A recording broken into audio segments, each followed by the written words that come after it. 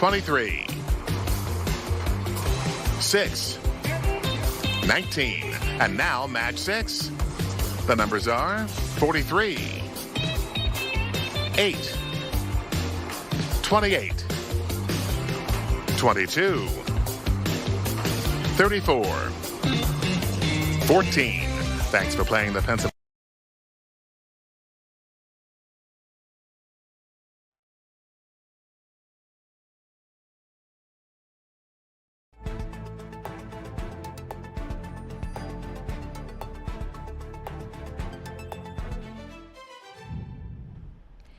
Hey guys, welcome to Philadelphia Live. I'm Judea Murray. Here on Philadelphia Live, we talk about breaking news, live news. If it's happening right now, we try to get it out to you as quickly as possible. As you can see, there is a lot going on, not just here in the Pennsylvania, New Jersey, Delaware area, but all across the country. And we'll even touch on some international stories as well. So if you start off to the right of me, you're going to see that there is a live protest happening right now. This is all going down in Los Angeles, California. Now, as you can see, we've got some Iranian flags, we've got some Israel flags, we've got some USA flags. They say that this is a demonstration because some of the fans out there ahead of FIFA World Cup say they cannot support the team knowing that they also would represent the current Iranian regime. This is very interesting. As I mentioned, we have a game coming up literally in just about 2 hours. Iran is supposed to face New Zealand out in Los Angeles as well. We also know that in maybe the next 4 or 5 days, we could have a new peace deal signed between the U.S. and Iran. So as we try to continue to figure out what's going on with possibly ending that war this week, and we also see that there are so many protesters out and about voicing their concerns. We'll be touching base and going back in here. I'll be able to let you listen in live as this protest continues. Again, this is happening in Los Angeles. And while we're talking about California, that brings me to another big story that we're keeping our eyes on. So right underneath me, you're taking a look at a large brush fire out in Lancaster, California. We're still trying to figure out how this even began. I can tell you that our sister station, Fox LA, is on the case. As you can see, there are first responders out and about still trying to put down. If you take a look to that right-hand corner, you'll still see some of those flames growing. Again, our first responders are trying their best to put that fire out. It's not quite clear what caused it and how long the fire has been burning, but I was able to get my eyes on it right before I came on the show with you guys, so I wanted to let you know what all is happening. You can see a little bit of that fire towards the, I'd say, left-ish, middle-ish portion of your screen as well. So I can only imagine with it being so hot and arid, it's probably very difficult to put that fire out. And then, of course, to the bottom right of me, this is something that is hyper local to us, and that's actually where we meet one of our reporters. So maybe you heard about this. There was an ICE agent out in New Jersey who they say was hit by a car, and the person behind the wheel, they believe was somebody who was trying to arrest. I've got questions. I know you do too. This is an interactive chat. Put them in our live stream chat. We'll be able to ask our reporter. We're going to check in with Jill. She got right out to the scene. She's been trying to learn a little bit more for us.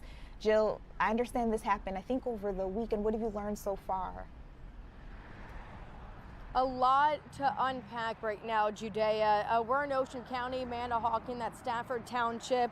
Much of this information comes from Stafford Police, but also a multitude of sources as well. The scene, it's clear now, but everything transpired around 9:30 this morning. Route 72's right here, Mermaid Drive is right here, and this general area is where there is a targeted vehicle stop that was confirmed by ICE on their X account. They were trying to arrest a man from Peru. The final order of removal by an immigration judge was set for January, so that's what was transpiring today. They were trying to arrest him. And we have some Sky Fox footage of that intersection from this morning when it was blocked off. You see evidence markers. Like I said, the scene is cleared now, but Stafford Township Police, they responded this morning to a shots fired incident, so they were there for the aftermath. Township Police say they received information that ICE was attempting to apprehend a suspect, but then the suspect fled from the scene in a vehicle. While he was doing so, he also struck the agent with his vehicle. Police say the agent then discharged his weapon at the vehicle as well. The man wanted by ICE, whereabouts are unknown at this time. By the time police got there, that suspect, the guy from Peru, was already gone. Police say ICE agent reportedly sustained unknown injuries, but they did go on record saying that he had to be transported for treatment. Unknown if that suspect is injured. But then ICE, they posted the following today saying, quote, "The driver then weaponized his vehicle and struck an officer, resulting in the officer discharging his weapon."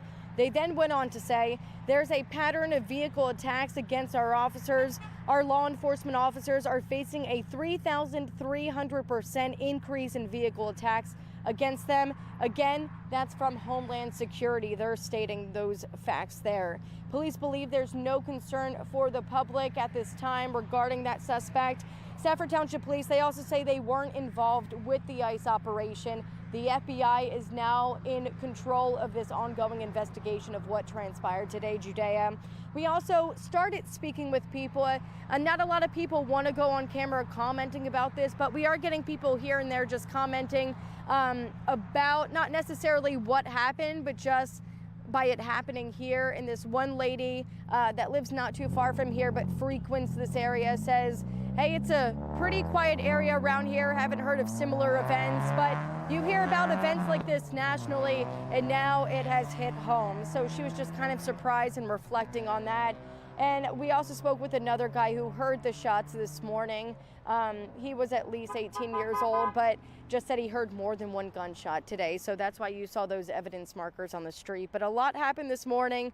It's quiet now, but the community is definitely is reflecting on this happening, and they're shocked that this happened so close to home.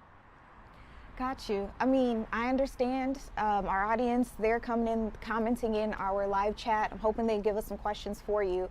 But you answered a lot of my major ones. Of course, you told us that we had no idea where this person's gone because they weren't able to be arrested. And at this point in time, I believe I heard you say they're still at large, but the officials say they're not a threat to the public. Yeah, that's what they're saying right now. Stafford Township Police went on the record saying that. My apologies, sorry. And then another question, you may have also gone over this too, but I just want to make sure for anybody who's just now coming into our chat with us, the officer, have we any indication if they're still in the hospital, how they're recovering, anything like that? No, literally, Judea, everything I told you is all we know so far. I had a bunch of bullet points just to make sure I got everything across. Last I heard, unknown injuries from both sides of what transpired today. Gotcha. And I mean, based on the statement that we did get from officials, they had said there that this is something that they're seeing increasingly happen, people using vehicles while interacting with ICE agents. My mind immediately went to the Renee Good situation in Minnesota. I don't know if they're trying to make any comparisons there, but just interesting that they gave that stat. It was 3,000%? Yeah, they were saying 3,300% increase. That's according to Homeland Security and ICE. So they're under the same umbrella, those two. Got you. All right, we're going to see you in the 10 o'clock hour. Hopefully we can get you some water as well. But I would love to learn a little bit more about what's going on here. So thank you for joining us here on Philadelphia Live. All right, you guys, in addition to that, there is some breaking news that I want to get you all out to as well. Maybe you heard about this. There was a B-52 bomber that is an aircraft. They say it crashed almost immediately after taking flight in California. So you can see the aftermath there. Our Skyfox flew over the scene out there in California. This is, I wouldn't say close to Los Angeles. It's some 100 miles north of the city, but that would be a major city nearby, or at least as close as we can get. This was a U.S. Air Force B-52 Stratofortress bomber. They say, again, it crashed shortly after taking off at Edwards Air Force Base in California. This happened today. So these images that you're taking a look at on your screen are only maybe 2 hours old so far. Emergency crews, they rushed out there at around 11:20 a.m. their time, which is around 2:20 p.m. our time here on the East Coast. I tried to get you guys the most updated video that the Skyfox chopper had shot. So a couple of hours later, I grabbed this one for you all, where you can see firefighters on the scene, ambulances and whatnot. We just got word We believe 8 people were killed in this particular crash.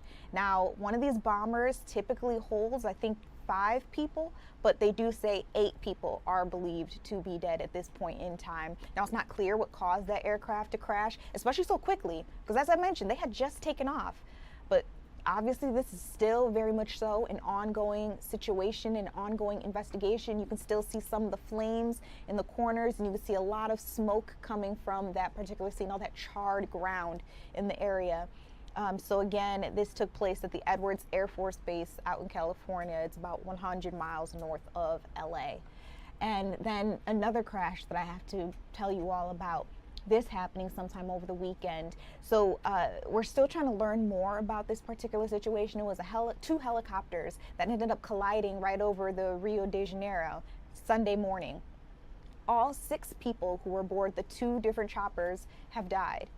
Local authorities say that they have a passenger list that shows that American singer Oliver Tree was one of those passengers. His body, although it wasn't immediately identified following the crash, it took some time. They said that he was out there in South America for his world tour and had actually recently posted some videos on his social media showing himself having a good time out in Brazil. Rio de Janeiro's military fire department says that one of the helicopters ended up crashing into the parking lot of a car dealership where there were several electric vehicles parked there. So of course it set off a huge fire. There's an investigation as well going on into this particular crash. We'll let you know as soon as we know why this happened and how it happened. Now, I guess these aren't the best 7 days for flying for aircrafts, because unfortunately right after this break, we're going to bring you up to speed on another crash. We're hearing this one took place in Missouri. We'll be joined by one of our Fox News reporters, Pete Cudahy, giving us a little more insight into what took place here. I'll also be reading your comments on TikTok just to see if anybody has a question for him. We'll be right back. Don't go anywhere.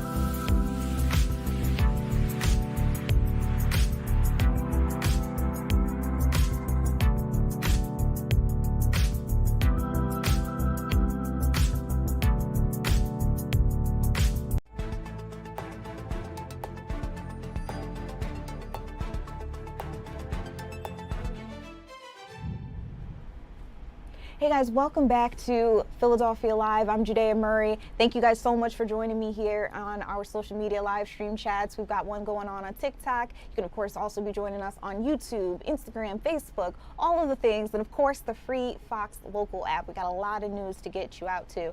Remember, we're also following that breaking news of that B-52 bomber that crashed. We're hearing that 8 people died in it. I'm going to try to bring you guys updates if I can. If there happens to be a live press conference conference where they're giving us a little bit more information and some more insight to what exactly took place there. Trust me, I will bring it out to you as soon as possible. Now, I do see that our congressmen and women are still on the floor chatting, taking a live look at the Senate floor. Let's see if we can listen in on where they're at in their agenda. Expires. They lose their work permit. Some workers are placed on leave until their status gets renewed, but some permanently lose their jobs. That means a source of income a family relies on is now gone. That's why they apply for the renewal months in advance, so they can continue to go to their job, so they can continue to pay taxes, be a part of our community, pay rent, and they believe in that community. If they had U.S. citizen children, critical support for them now is gone because of the delays by this administration. If they had employer-sponsored health care, now that's gone too. And if they didn't, then health care is even harder to afford for them because they lost their work permit. And the only thing they did was have the audacity to apply for a renewal months in advance. It is now more difficult for them to take care of disabled, elderly, or sick relatives. Not to mention, there's the constant threat of being sent away from their family to a country they've never known, hanging over their heads. That's all piled on top of the enormously high costs of grocery, gas, electricity, and healthcare all Americans are experiencing under this administration. So imagine being a DACA recipient who has lived your whole life in this country, except for a few years when you were a baby. For over a decade, your government has told you that if you play by the rules and you contribute, you'll be able to work and be protected from deportation. So you go to school, you get a job, you play by the rules, you follow the law, you meet someone, you settle down, and you start a family like any American would do. And then your government, the same one you support with your hard-earned tax dollars, turns on you. Well, I don't know about all of you, but that is just unacceptable to me. DACA recipients are not the only ones being punished. These delays are hurting our businesses and our communities as well. Can't stress that enough. This administration thinks they're going after these individuals and they want to deport them. But it's not individual DACA recipients and their families that are suffering. It is our businesses and our communities as well. A police chief in California was here in Washington last month to talk to us about how delays in DACA renewals are hurting his police department. One of his officers was recently unable to work for a while he waited for his renewal application to process. Local law enforcement is already stretched thin, so you should know this. Now this administration is even making it worse. Small businesses, retailers, construction companies, they're all losing their employees they depend on it. How do I know? Because I hear from my small businesses in Nevada about this very issue. Approximately 37,000 healthcare workers are DACA recipients. Now, if they can't go to their job, what do you think that does to our healthcare industry that's already stretched because of the policies of this administration? Hurting DACA recipients is hurting our country. It is more important than ever that we recognize the fact that in light of the upcoming celebrations for America's 250th birthday, we have to recognize our contributions and our service to the members in our country. All right, you guys, I'm going to let you listen in at some point later on in our live stream where we'll be able to listen in again on the Senate floor. That is where they're at right now in their agenda. But remember, I did tell you that we're chasing breaking news. We're also keeping you updated on all these crashes that we seem to see happening more and more with these aircrafts. So someone in the comments section actually said that they were shocked that they were hearing about so many. They brought up one in Washington, and I was curious. Our Fox 13 Seattle actually reported on this, that there was a military plane crash out near Mount Rainier This is in Yakima County, Washington. Now, they say that the pilot in this particular crash was ejected, before the crash. They were taken to a local hospital for some medical treatment, and they were assessed. It looks like they just have minor injuries so far, which is a beautiful thing about this. But they did say that after that aircraft came down, there was a fire that broke out, and it burned about 2 acres worth of land. So that's in addition to the B-52 bomber that we're investigating right now, that we know so far have 8 people confirmed to be dead. This was a U.S. Air Force B-52 Stratofortress bomber. And then I also told you we were keeping up to date with those 2 helicopters that collided over the Rio de Janeiro Sunday morning. We had heard that 6 people, all 6 people who were on board both of those aircrafts were killed in that particular crash. Then I mentioned that we'll also be checking in with Pete Cudahy from Fox News, bringing us live update on this Missouri crash that we're trying to learn a little bit more about. We'll take a quick break, check in with him, and then we'll come back out and bring you that live report. We'll be right back.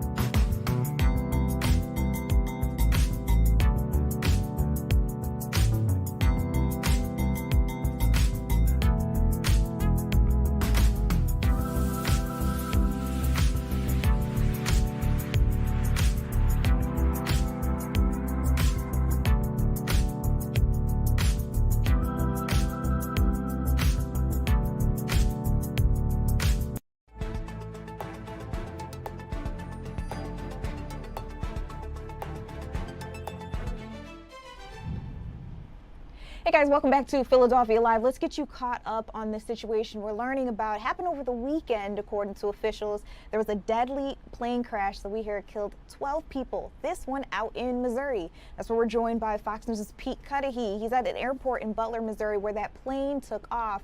What are you learning about this situation, Pete? Good evening, Judea. Well, it's still unclear how exactly this crash happened, but what we do know, the FAA told us that the plane took off Sunday morning with 1 pilot and 11 people who were intending to skydive. Now, they got up in the air, they turned around, and shortly after crashed, killing all 12 people on board. Now, according to flight radar, they got about 13,000 feet above the ground. After that, falling out of the sky at a speed of over 200 miles per hour. Bates County Sheriff Chad Anderson says multiple people saw the crash, including family members of those on board. Right now, he says they don't suspect criminal activity or terrorism.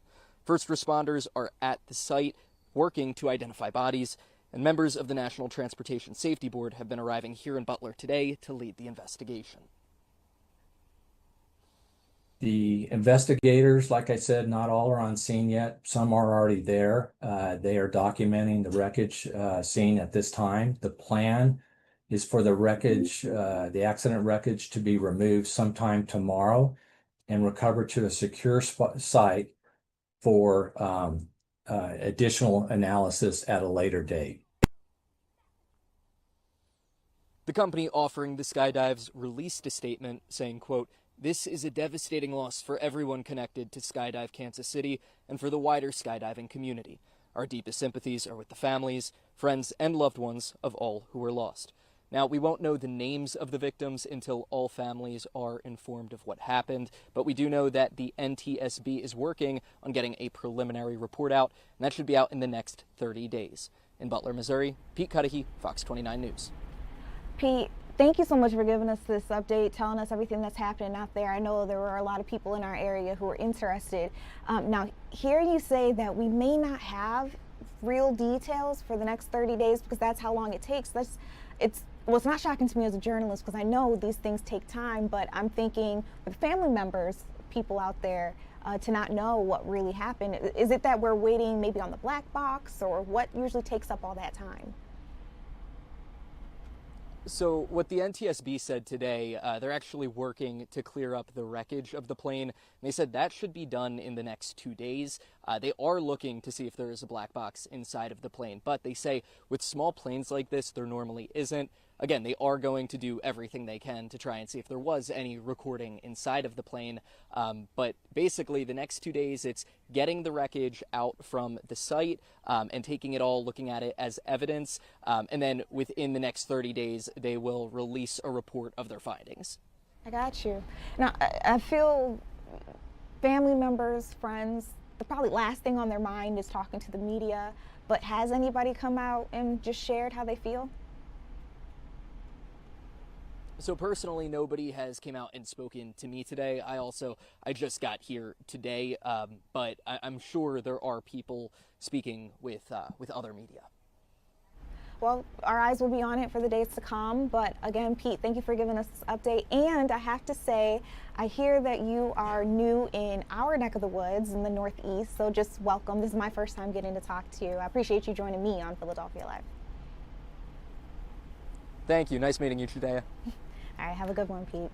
So you guys, I don't know what's going on with aircrafts. I don't think that this is a larger issue, but it is alarming to hear in the last 2 to 3 days, and so many on this particular day, so many aircrafts going down. Now, as Pete told you, in this particular case, we're not expecting that it was terrorism or anything like that, but I'm sure, just like myself, you guys are going to be looking and seeing what happens with these headlines, how they progress, what the officials say if they eventually come out. And remember, I did give you guys the heads up that there may be a press conference coming to, and it actually looks like they're setting up for it.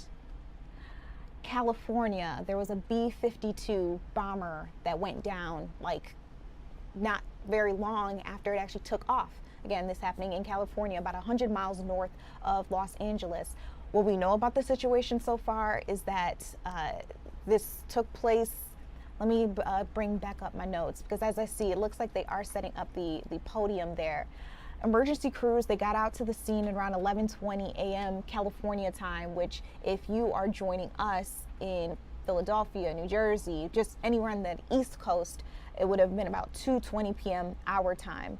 Now, Skyfox flew over the area. You're seeing some of that latest video that we were able to obtain, and it shows the charred ground. We're seeing a little smoke coming off of it every now and again. The chopper zooms in, and you can see that there is still a fire that is erupted in that particular area. To the left, you also see first responders, emergency vehicles, a fire truck. Now, a B-52 was typically crewed by 5 people, but we're hearing that 8 people were confirmed to be dead in this particular crash. It's not clear what caused it, but that is one of the first things that we're hoping to hear from officials about when that press conference does begin. Again, it looks like they're setting up for it. If we aren't able to bring it out to you live for whatever reason, maybe if their camera comes down, or if we don't have audio or anything like that, I'll try to find a place where I can record it for you guys, and then we'll play it back and listen to it together. But a lot of people have their eyes on this particular situation as well, just trying to figure out what's going on with our aircrafts. All right, we're going to take a quick break. When we come back, FIFA World Cup is also going on. I showed you that there were some protests happening in Los Angeles. That's because Iran is facing New Zealand. Now, how did Iran's players get to the U.S. when there's an ongoing conflict that may be wrapped up by Friday? I mean, we'll talk to you about those logistics when we come back.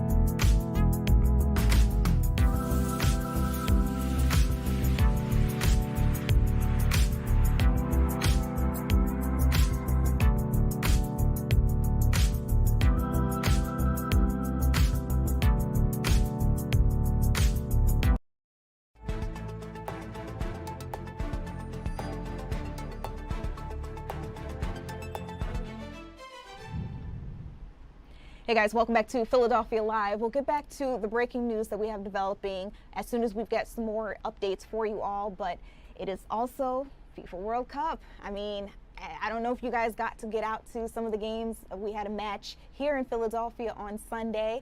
A lot of people were excited, getting to see some of their favorite players or just hanging out at FIFA Fan Fest. It was a big hit. Now, we aren't the only city who's doing it big. We've got a couple of others as well. As you can see right next to me, we actually have Los Angeles Stadium. Tonight, they've got a game. I believe it kicks off at 9 p.m. Our time, that is. Iran is facing New Zealand. This is all going down at Los Angeles Stadium. Now, we also know that at New York, New Jersey Stadium tomorrow, they'll have the France versus Senegal match. That will be an exciting one as well, if that's something that you're interested in going out to. Interestingly enough, I hear that it is very difficult to get to this particular area. So New York, New Jersey Stadium is normally MetLife Stadium. They say they don't want people walking. They don't want to see people taking private vehicles, aka rideshare vehicles. They're hoping that you use they're hoping that you use their public transportation in order to get there. And they were actually giving away some tickets. They cost $20, so giving away may not be the right term to use, but offering $20 tickets that I heard have already been sold out. So again, if you were trying to get to that particular match tomorrow night, it may be an issue. So I hope you already have your transportation plans in place. And then of course, you're also taking a look at Philadelphia Stadium, because while we had our match on Sunday, we've got another one coming up on Juneteenth. Brazil versus Haiti will take over Philadelphia Stadium. That's going to be a really exciting one. Our stadium is normally Lincoln Financial, where the Eagles play, but for now, with all of our visitors in town, just to make it a little easier, we're calling it Philadelphia Stadium. So over here on the East Coast, Atlanta hosted FIFA World Cup's first goalless match of the season. And it's like, what in the world? How does that happen? So it was a draw between Cape Verde and Spain. Not a single person scored. I could only imagine paying a whole bunch of money finding my way to Atlanta Stadium, which I believe is it Mercedes-Benz? Yeah, it's Mercedes-Benz Stadium. Also not that easy to get to if you plan on driving. Very expensive to park in the Atlanta area. I know because I lived there. So I can only imagine going through all the rigmarole of trying to get a ticket, finally getting my ticket, maybe trying to find a place to stay, find parking, and then I sit in there and nobody scores. I'd have been upset. Let me know what you all think in the comment section.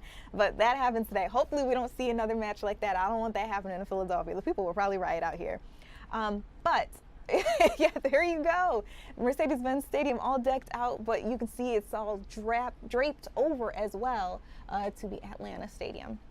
All right, so we've got another big match coming up in about an hour and a half where Iran takes on New Zealand. And let's just say not everybody's happy, seeing that there are some really large protests right before the game was supposed to take place. They're supposed to play its first match of the World Cup today against New Zealand at Los Angeles Stadium. Now, the LA region is home to a very large Iranian population. It's actually the largest Persian community outside of Iran. It's all unfolding just as the U.S. and Iran have said that they agree to a peace deal. We're hoping that as soon as Friday, we actually see it get signed, and we're hoping to see the Strait of Hormuz open. Now, President Donald Trump says that is definitely going to happen. We'll wait and see what happens. Now, we had our Fox News' Amalia Roy live at the stadium for us, but she was also able to put together this comprehensive package. We were able to learn a little bit more about what's at stake here, why people are protesting, and what may happen tonight. So let's go ahead and take a listen.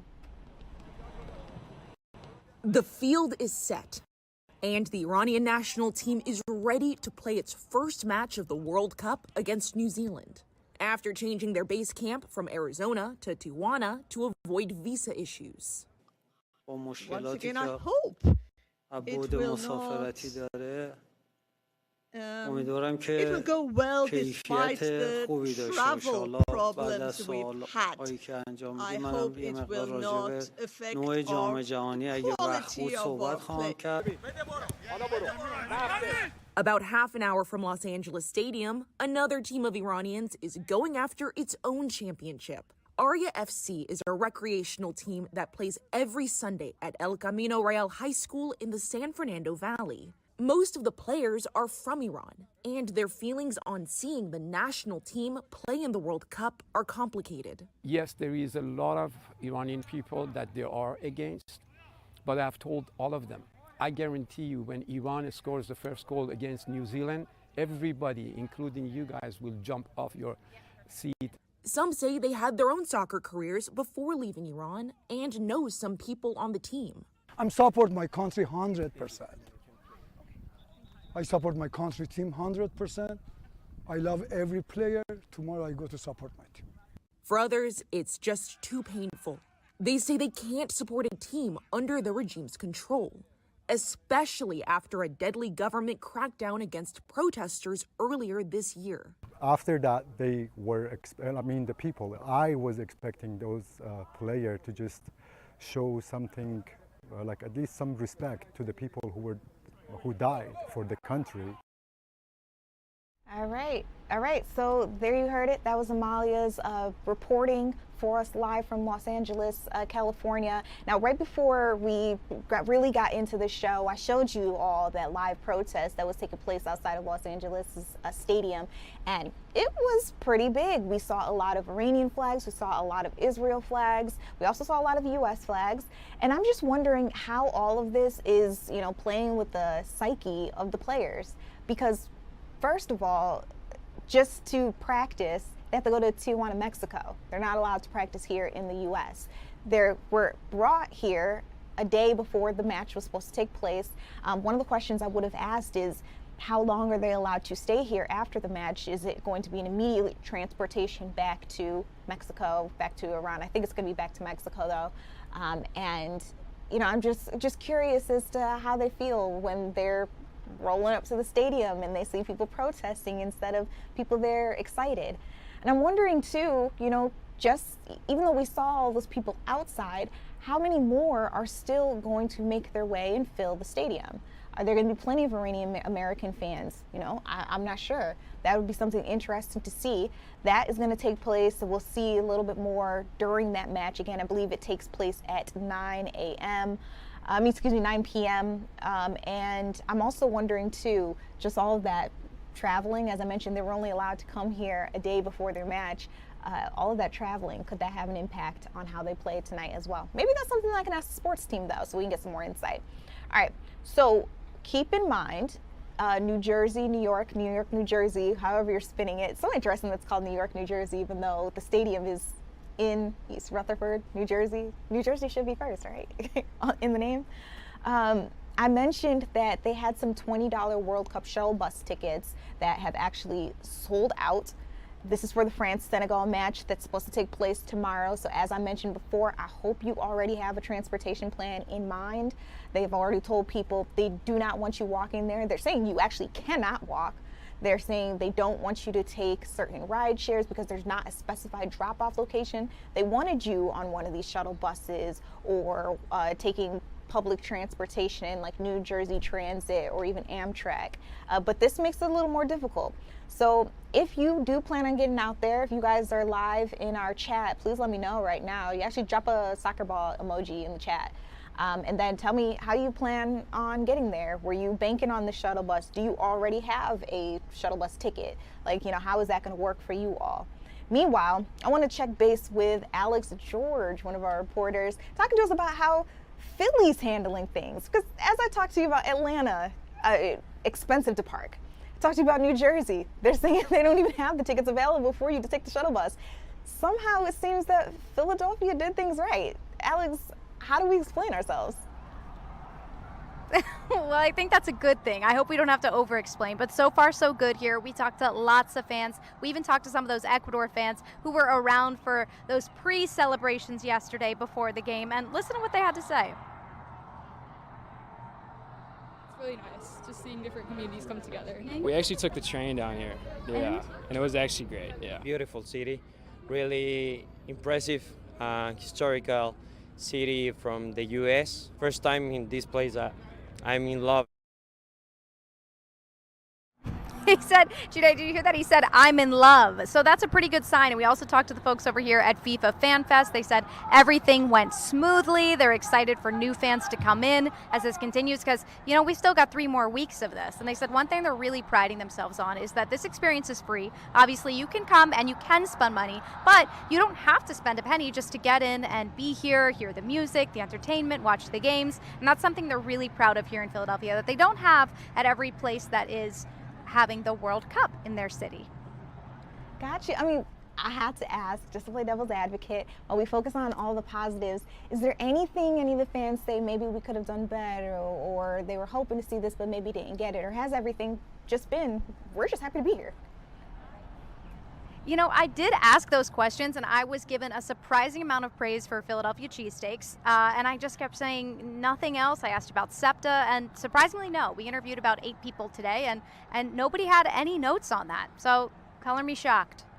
Okay, I think Philly Mayor would be really excited to hear that it went off without a hitch. Now, we do, of course, have our match on Friday. That's going to be Haiti versus Senegal. One thing I'm really interested in seeing, Brazil. Thank you. Brain fart right there. One thing I'm interested in seeing, though, the Ecuadorian fans were so nice. I ran into some on SEPTA going to the Odunde Festival. Of course, they were going to the match. But they were just so like bubbly and just wanted to share their culture. I wonder if it's going to be the same way with the Haitian and the Brazilian fans. I think we could hope so. They were lovely to speak to. That was actually who you heard from in our soundbite there, was an Ecuadorian fan. And so I think we can only hope so. The vibes are great. I think people are really enjoying it, and we can only hope for the best. Yeah. And we were worried here in the studio that because we in particular don't have a match tonight, that we wouldn't see that many people out at FanFest, but I'm seeing families behind you. Was it still a pretty decent turnout today? I think some, but I think if we're being totally frank, it's nothing compared to what we saw over the weekend and, of course, last night. But there's still some people, and like I said, it's free. So if you live near Lemon Hill, why wouldn't you come by and just watch the game out here? It's a beautiful night. So yes, I would say definitely not as much as there was yesterday, but certainly a lot of fans. Love to see it. Love to see it. Okay, so thank you for giving us this live look at how things are going on today, but also walking us through what we did right, because it seems like we did quite a bit right. Hope these other cities can take some notes. Philly is where it's at. Thank you. All right, bye, Alex. That is going to be a fun report that you'll get to see again in the 10 o'clock. She'll probably have more elements, so we'll maybe be able to hear other interviews or see other video that she and her photographer were able to get for us. But anything FIFA for me has been really fun to cover. I knew there was going to be a large turnout, but I honestly wasn't expecting as much like positivity radiating from this particular event. Whether people actually like soccer or football, or they're bandwagoning but still being accepted. And I'm seeing a lot of people having fun at these fan fests. I'm trying to get some tickets. I was actually on the website a little earlier today, and it like wouldn't even load for me.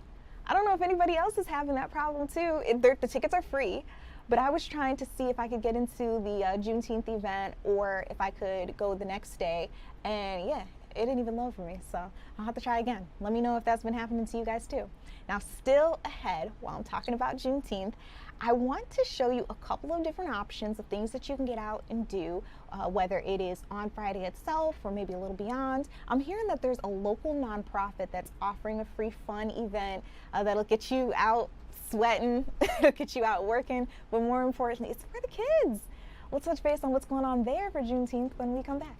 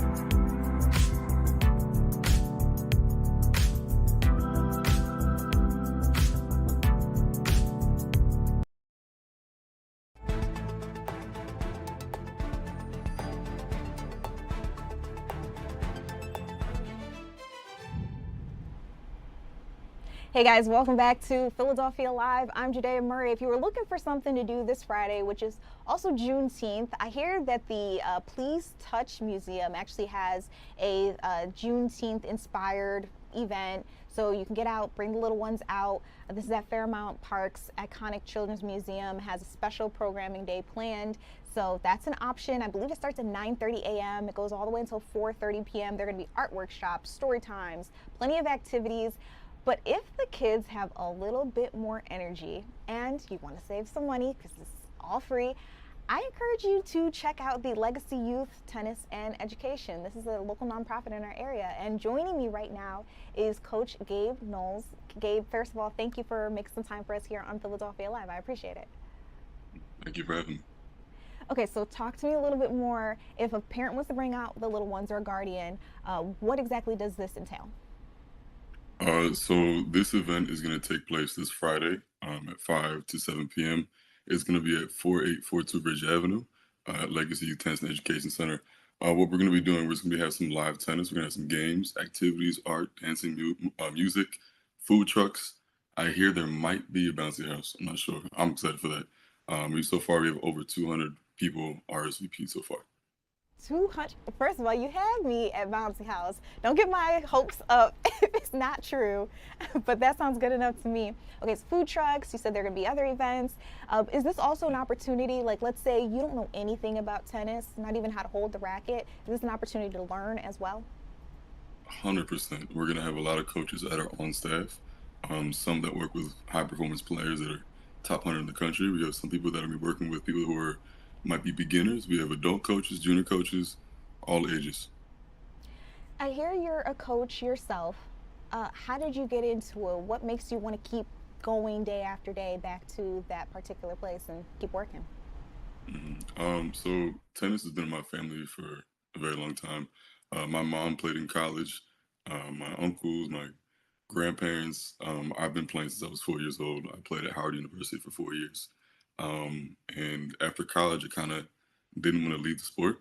So Legacy offered me a good chance to stay in the sport and also still compete and teach the next generation. I heard you say Howard University. It's my alma mater too. I want to let the people know though, I did not know you prior to this interview. It just so happens that we went to the same university. What year did you graduate? 2024. 2024. Oh, you're fresh. Okay. All right. It's nice to see people doing things for the community, specifically for Juneteenth. I guess, why did you guys want to celebrate this particular holiday this way? So Legacy is a nonprofit, so we really try to make sure that we help out the community.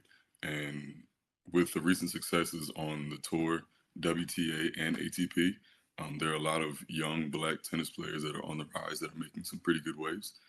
We want to make sure that kids around the country understand that can be them as well.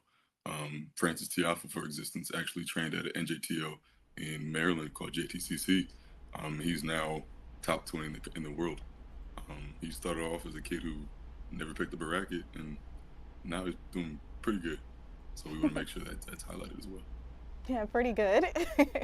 I love seeing the pictures that you guys provided of the children playing. I think the biggest thing that I'm taking away from here is that anybody can come out and learn something, play, have a good time. This event is for everyone. 110%. We want to make sure this is widely available for the whole community. And we want to make sure that we bring as many kids to understand what the holiday is about and other ways that they can celebrate it as well. And I want to ask you this too, not just because you went to Howard, not just because you're helping throw the event and you're going to be coaching out there, what Juneteenth means to you. And let me preface this with, I didn't grow up celebrating Juneteenth. I actually didn't know what it was until I went off to college. So maybe for someone else who's like, oh, it's just a day off. Can you just explain a little bit what Juneteenth means to you?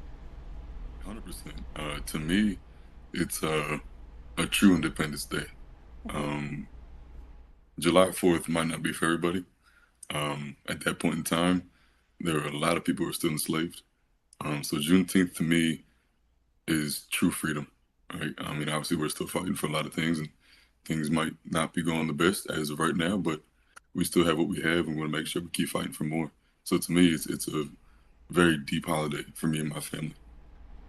All right, so Legacy Youth Tennis and Education, that's going to be the place to be. Give us the address, or at least the neighborhood that we're looking for. Yeah, so it's going to be in East Falls. It's 4842 Ridge Avenue. Beautiful. And you said about 200 people have already registered. How many are you hoping to have? As many as we can fit inside the facility. 110%. Okay, so it's not too late. No, not even close. Okay, you guys fill up the books. They want to see you. Again, this is a free event. You can celebrate together, enjoy, sweat, have some fun, watch some food. I heard, what'd you say, dancing, the bounce house, all of it. It's going to be a good time. Of course. All right. Gabe, thank you so much again for making time for us. Hope to see you again on here. You're always welcome here, Bison. Love to see us out in the wild. I appreciate it. Thank you for having me. No problem. All right, you guys, that was pretty cool. So again, that's happening on Juneteenth. If you are interested, there's more information. You can check them out on social media. You can also check out their website to get a little bit more on what's exactly taking place there if you are interested in registering. Love the details for that on those avenues as well. Keep in mind that we are all keeping up to date with some breaking, developing news. We know that there was a brush fire out in California. The Sky Fox is still flying over. You can still see the smoke. It's hard at this point in time to see the flames, but actually this was a perfect shot. So it shows just how close to a residential area this is. Shout out to the team on the helicopter for pulling out. I didn't even know they had that technology available to them. But also just seeing how thick that smoke is and seeing that there are people who live, like, are actively in this area. I'm assuming evacuations have already gone out.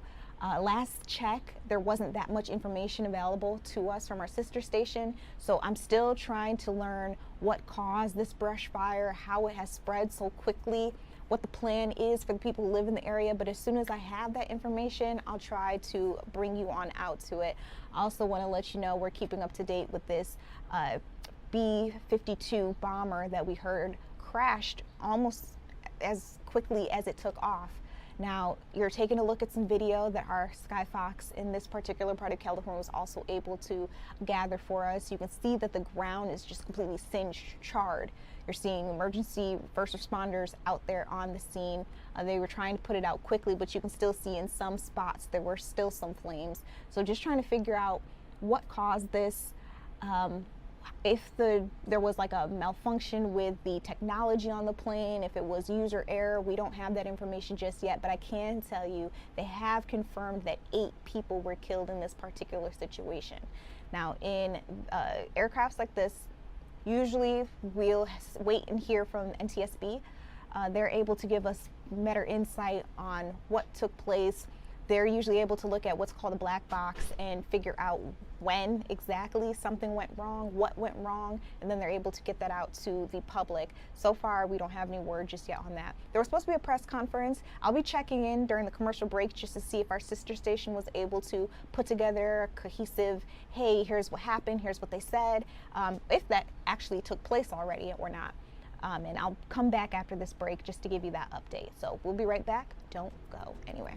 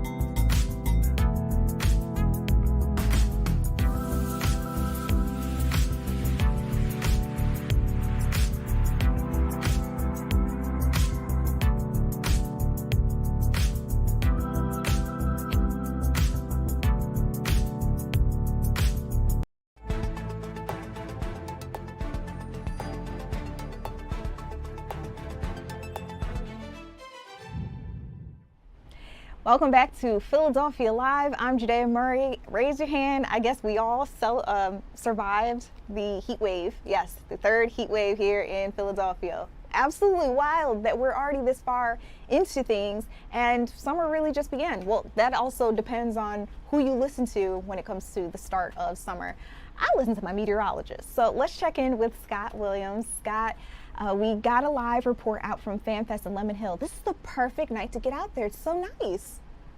Oh, absolutely, Judea. Considering last night we had that line of showers and thunderstorms that kind of moved through the area. I mean, what a difference 24 hours can make. We saw lots of sunshine for today, low humidity and temperatures a few degrees below average. So really a nice start to the work week. But let's recap those storms that we saw last night moving through the area. Of course, lots of rainfall, lots of lightning with it, and storm damage across the area. In fact, we were keeping tabs on the forecast. Fingers crossed, of course, for the soccer match last night. But the good news is that rainfall held off. So as we take a look at Ultimate Doppler, that radar recap kind of showing you, of course, the rainfall that was pushing in from west to east across the area on last night. Right now, we are looking at conditions much improved across the area. So we saw wind, we saw hail, we saw gusty winds and torrential downpours with that storm system. So as we kind of take a look at all of those storm damage reports from across the area. So this was overnight. We saw some heavy rainfall in parts of South Jersey, and then of course that system got out of here. But it put an end to the heat wave. We were dealing with heat wave number 3 the past 4 days. Temperatures just last Thursday and Friday, record-breaking upper 90s temperatures, just at 90 degrees on Saturday. Temperatures Sunday, 93 degrees. But numbers for today, guess what? Only 80 degrees. The high temperature for Philadelphia. Temperatures for Wilmington maxed out at 79. It was 82 at the airport for Atlantic City. And those temperatures still pretty pleasant if you're stepping outdoors. Low humidity, comfortable conditions, no rainfall expected until the middle and latter part of the week. Those temperatures for the Poconos right now, it's 60 degrees. It's 71 in Reading, low to mid 70s in South Jersey as well as Delaware. So over the next several hours, really what you see is what you will get. We are talking about low humidity, comfortable conditions, those temperatures falling out of the 70s into the low 60s early tomorrow morning, but a lot of the suburbs will be in the 50s. In fact, Doylestown, 52 degrees for the low, 50 for Allentown, numbers mid 50s as we get toward Wilmington, Delaware at 56 degrees and looking good down the shore. The forecast for your Tuesday, similar to today, those high temperatures, upper 70s to around 80 degrees numbers. Certainly a couple of degrees below where we should be for this time of year, which is 83 degrees. So as we look at the forecast for first pitch tomorrow night, 6:40 at the ballpark, another spectacular evening. Low humidity, not looking at the threat for any storms. Now, things will change as we get toward Wednesday. There will be a disturbance that will move through toward the afternoon, early evening, a few isolated showers and thunderstorms popping up on Wednesday. And then the actual cold front, that is poised to move through Thursday afternoon and evening. That one, we're keeping tabs on the potential for some strong, potentially severe thunderstorms with that one, as that actual front will have more energy, maybe even a little spin in the atmosphere. But right now, it looks like the main risk for Thursday afternoon and evening would be some damaging wind gusts in excess of 60 miles per hour, torrential downpours, and a low threat, but not no,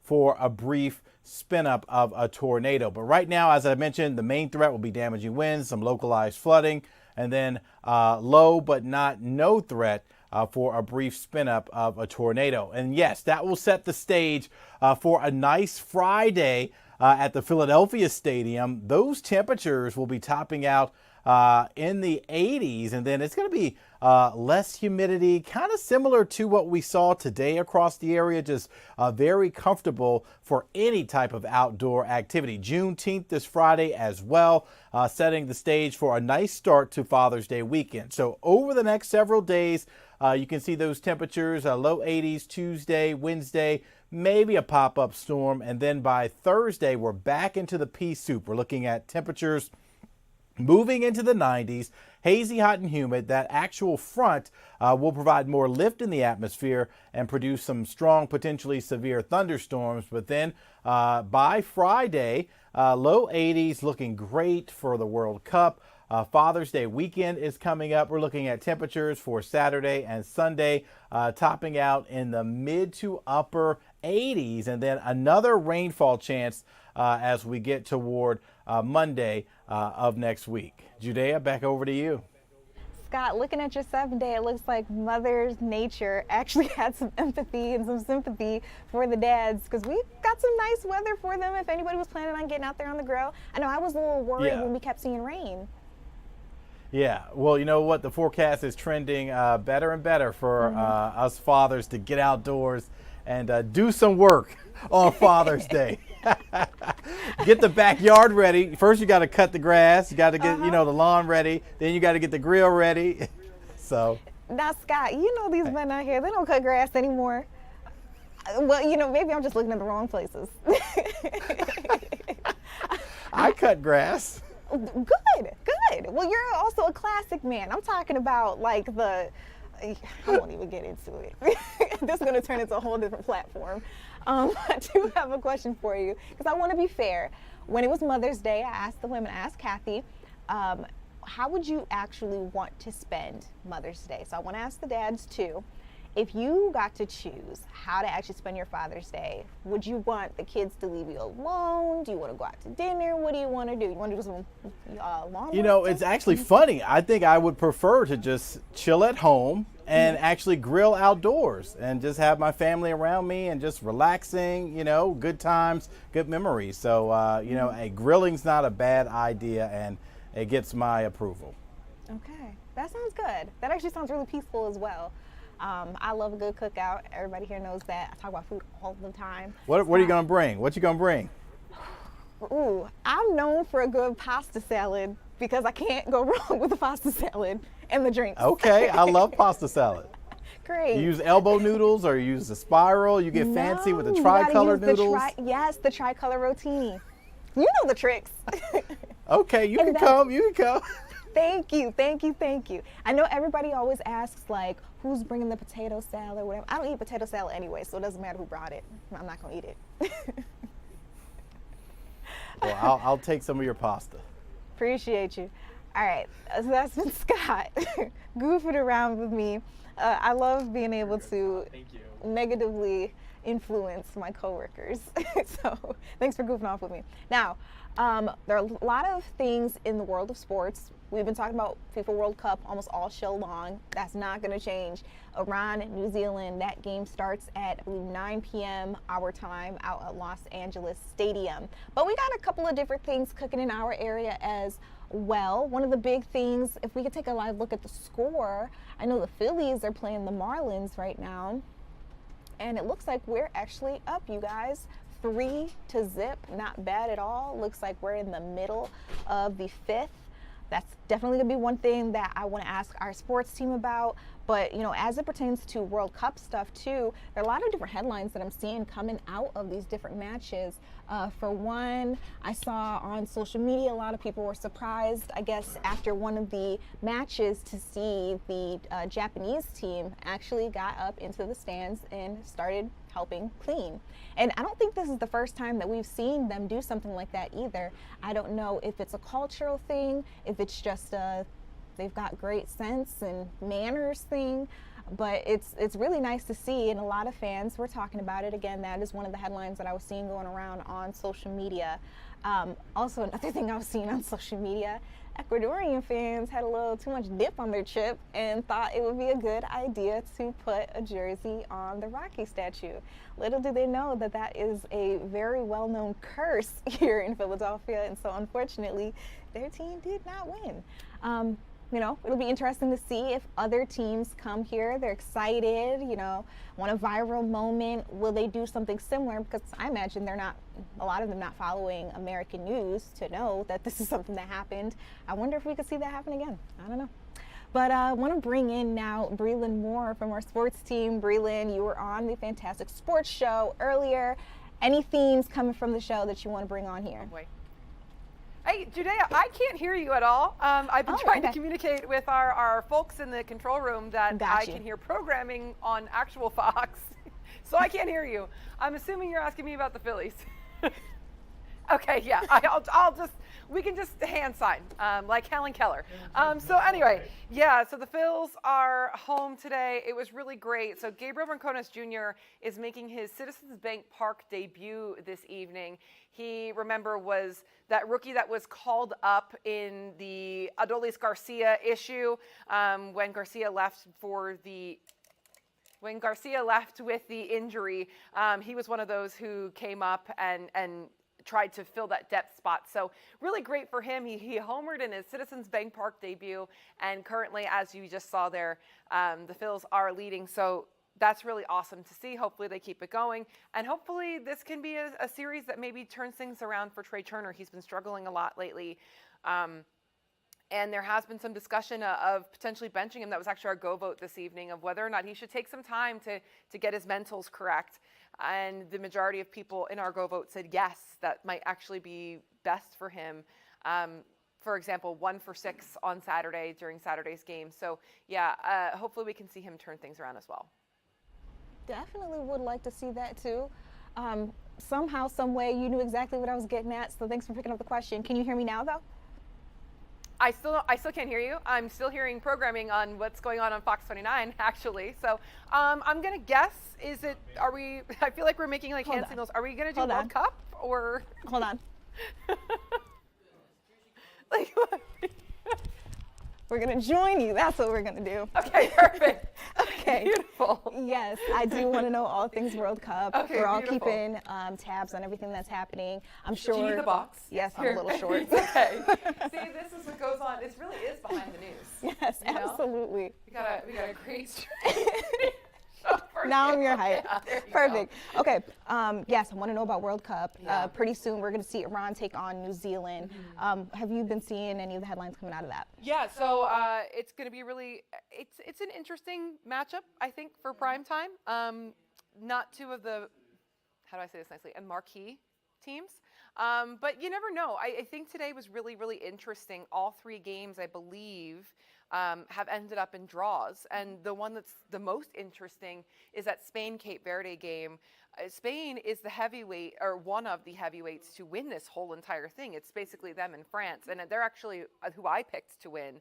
And the fact that Cape Verde, in their very first World Cup appearance, period, holds a potential World Cup winner to a scoreless draw. And on top of it, the main reason why they were able to do that is because their 40-year-old goalkeeper was just a brick wall today. This is the kind of stuff, these are the kind of stories that you absolutely love to see. And I think this is our first shocking result of the World Cup. And so I love to see. Scoreless match of, well, I'm calling it the season, but of all of I believe so, yeah, because yesterday I'm happy for Ivory Coast, but all morning long I told Mike and Alex on Good Day, I was like, I have a sneaking suspicion because Ivory Coast has a great offense. Ecuador has a really great defense. I think they might cancel each other out. I think we might be looking at a scoreless draw here, but if Ivory Coast can get on the attack pretty early, maybe that will change. And the more and more time that ticked by and elapsed yesterday, I'm like, I think I cooked here. And I was right for 89 minutes and several seconds, and then Ivory Coast snuck it in. So I'm happy for them. But yeah, this is going to be a really interesting tournament, I think, but some really, really great games so far. I've been thrilled. You know who was also almost right all of the game, right until the very end? Everybody who doubted the Knicks, and we came out on top. I had to do it. I'm sorry. I told Jason earlier, we were talking about like kids getting off of school in New York, and I was like, I don't care. We work in Philadelphia. I live in Philadelphia. People who are watching this in Philadelphia don't care if the kids in New York get off. I actually might need to watch my back after this show. Yeah, we don't care. We're moving on. So go Phillies, I guess, right? And the World Cup. Go whoever plays here. Oh, we're getting a good one this coming Friday. Brazil and Haiti. That's going to be parking lots are going to be lit. Just the fact that it's on Juneteenth, I'm just so excited to see all of the different cultures coming together, having a good time. I'm hearing about all the different parties and the bar discounts and whatnot, the happy hours that'll be going on. It's going to get popping. Let me tell you, I was out there. I had the unique perspective of doing this kind of, I'm calling it like the swing shift, because I did Good Day and I did our evening coverage as well. So I was there and I was able to look and watch as the people started coming in. And as we wrapped up Good Day, what was this, noon, let's say, the Ecuador fans were deep line out of Stateside Live, getting ready to come in, and they were just pouring in as I was, transitioning over to the stadium, and then just watch that whole parking lot, that whole. It's called Pepsi Plaza when you're at the Eagles game, but I guess it's just called the fan zone. They got little entryway in front of the link where you have already had your ticket scanned and you're getting ready to go up, but there's like that plaza. You guys know what I'm talking about. Filled with fans, just dancing, having a good time. There's DJs, there's all sorts of stuff. So it was amazing to just kind of watch this whole thing come alive, and then to just be able to be inside the stadium during the game was just, it's so stinking cool. If you have the opportunity, please go down or just get involved in some way, because it really is a once in a lifetime experience. I am still trying to figure out how I'm going to get tickets to FIFA Fan Fest. I know that tickets are free. You just have to register. Right, and it's hard to get. I was on this morning on the train, just like scrolling through, and the spinning wheel of death. Like, it didn't actually go anywhere, and so I wasn't actually able to get tickets yet. But they say they're still available if you want to go on Juneteenth or this weekend, just to have fun. Do you think that it'll still be popping out there even on off days? Like, we still saw families today. Because there is no such thing as an off day, because there's still games going on. So yeah, I'm sure people are going to be, just because we're not playing here in Philadelphia, it doesn't mean that there's not things happening elsewhere. So I'm sure people are hitting that and then going to wherever. I mean, there were some Scottish guys here. A couple of my friends ran into some guys who were from Scotland here. They were on their way up to Boston because that's where Scotland played. And actually won their first ever World Cup game, I believe, or first World Cup game in like 30 years, something insane. There was like definitely some sort of milestone there, but they were here already. And so there's fans, filtering in and out as they're trying to hit multiple different places at once. So yeah, go and have some fun and enjoy it. It's really awesome to be able to look, the amount of no habla español that was said, but we didn't need español yesterday because the vibes are, they translate any language, and it was awesome. One thing I did talk about before I came out to you, and I think this will be how we wrap up, the Rocky statue and the curse. Yeah, apparently that is really real. So, Eagles, right? I didn't think that it would translate, and apparently it does. So, hey, word to the wise, if you're planning to come to Philadelphia to support your team, it's great. Welcome. Please do not put your jersey on the Rocky steps, on the Rocky statue. Don't do it. It's cute. You think that it's cute until your team loses. So don't do it. Thank you so much, especially for this impromptu little thing here. Well, thanks for coming out. I don't know what's going on here, but heading back to the studio. I appreciate you. Let's give people a live look outside, because it is a beautiful night here in the city of Philadelphia, the city of brotherly love. We're excited to see all of you guys getting out to the World Cup events, whether it's here in Philly, whether you're going out to the New York, New Jersey Stadium, to taking and paying some time to the Los Angeles Stadium, back over here on the East Coast, Atlanta Stadium. Like, the list goes on and on and on of the different ways that you can enjoy the FIFA World Cup here in the United States. Very exciting that we get to host it, because keep in mind, soccer is a super lucrative industry. We see fans from all over the place. We have a perfect example of just how lucrative it is, seeing how many visitors from all these different countries are coming in. As Braylon was mentioning, seeing all the Ecuadorian fans, seeing Scottish fans coming all the way out here. Like, I can only imagine how it's going to boost the economy, and I think those are numbers that everybody's looking forward to seeing. I was actually seeing some reports on some local news sites that they were concerned that maybe we weren't getting the biggest bang for our buck Philadelphia is one of those cities that happens to be making a lot of different things free for fans who want to come in. And so some people are wondering, how much money are we actually making extending the invitation to people from all these different countries to come in? Is it putting out our residents, our citizens? So I think that's going to be something that people are interested in taking a look at as well. All right, we are going to take a quick step back. When we come back, I have such a heartwarming report to bring you all live from Shawnette Wilson. There is a young little girl who unfortunately lost her life. She lost her battle with cancer, but the city of Philadelphia and the Commonwealth of Pennsylvania, they are not trying to forget her. I hear the city is going to be lit up in honor of her. Her name is Alora. We'll be telling you more about her story, what's going on with the family when we come back.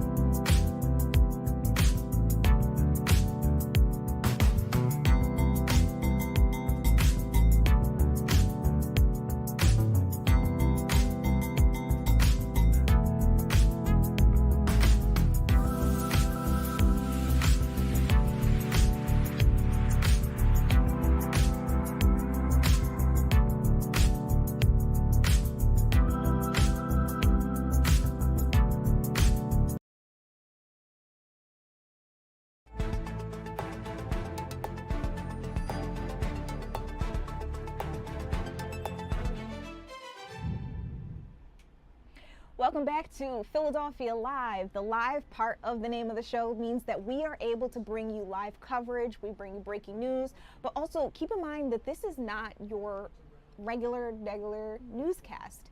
So my name is Judea. I'm a host, not necessarily a news anchor. That means we're a little bit more buttoned down on this program. So we walk you through stories. We pay a lot more time and more attention to some of the biggest things going on in our area. We're able to really break down the details for you and again, take you out to live events and give you breaking news as it is unfolding.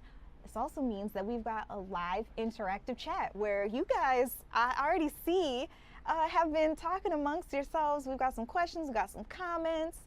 Okay, so let's start. First, I'm going to give a couple of shout outs. Spook, hey, welcome into the chat. Brenda J. Lamore, I love having you. Welcome back. We've got Nine Jaboy, Peaceful Life. I hope I said that correctly. Another one, Tadeo Martinez. JB says, brought me on at the right time, LOL. Daniel Jones. Got a couple more people in the chat as well. Now, some of the commentary. I ruffled some feathers when I mentioned that the men don't mow lawns. And I'm hearing that every single man in here, in this room in particular, they say, I mow the lawn. Matter of fact, I hedge. And whatever else they said they do. So my apologies to all the guys who are doing what needs to be done when it comes to their yards, with their lawn care. I see you and I appreciate you. My bad for making it all about all of you. Okay, and then we were talking about Father's Day and cookouts because Scott put me on the spot asking what I was bringing to the cookout. I'm not cooking, but if I was, I said I would bring a nice little pasta salad. Brenda said, yes, come on with the pasta salad, and then joked that not everybody can make a potato salad. Yeah, I don't want it.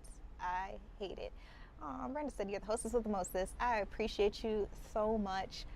Wow, there is a lot happening in Philadelphia in this particular time, this particular week.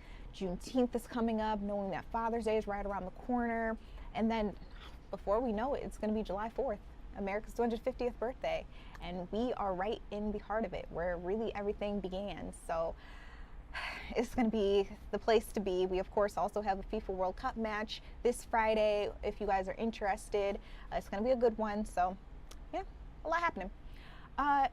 Speaking of live events, the James Beard Awards is actually going on right now. So if you consider yourself to be a foodie, you love to go out and find the best place to, I don't know, for a mimosa or a great steak, where the best cheesesteak is, the best bakeries are. This is going to be something that you want to pay attention to. So they pick out the best of the best when it comes to culinary arts.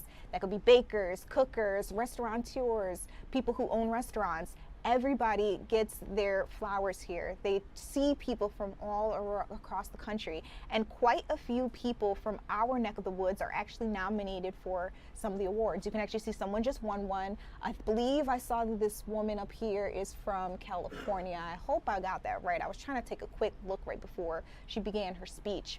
But some of the categories that people in our neck of the woods are coming from, we've got Kalea from Philadelphia up for Outstanding Restaurant. It's going to be presented by Aqua Panna, Natural Spring Water. We've got Best New Restaurant. Emmett from Philadelphia, Pennsylvania is also up for that one.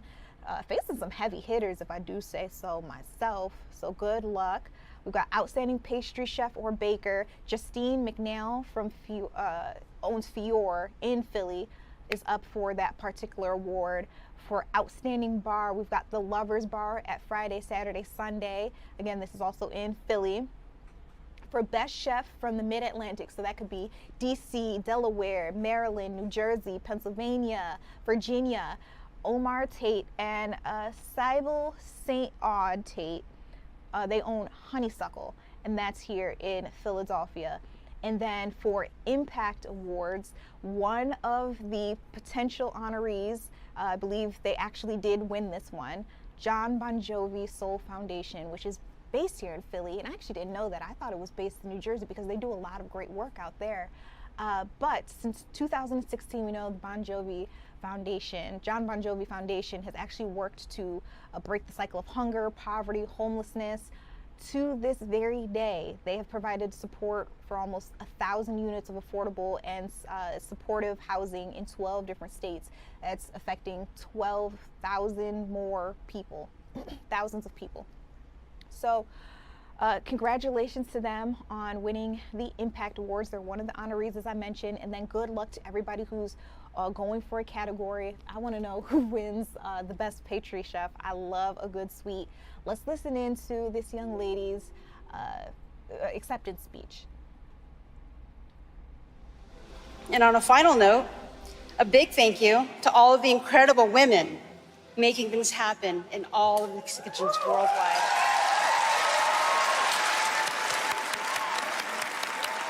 Thank you.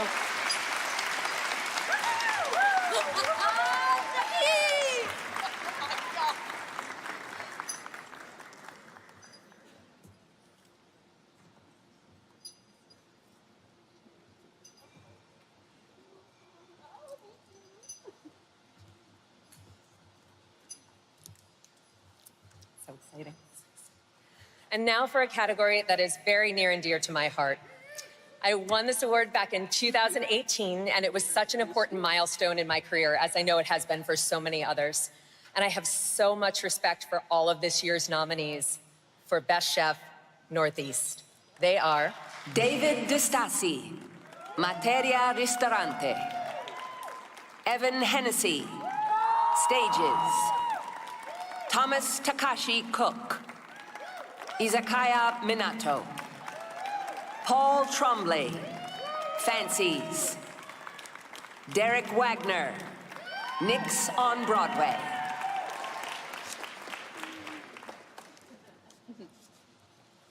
And the winner is Evan Hennessy.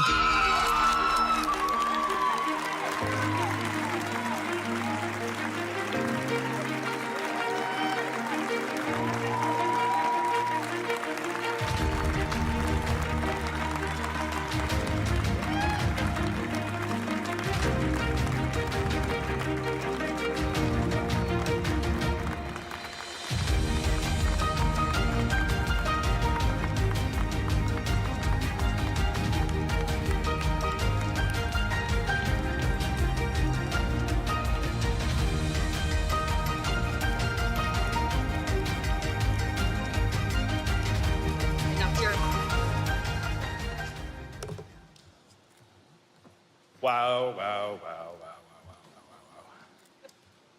For somebody that runs mountains and climbs cliffs, this is nuts. One of the biggest things that always pops into my head, either on a daily basis or even just being here, is if your dreams don't scare you, they're not big enough.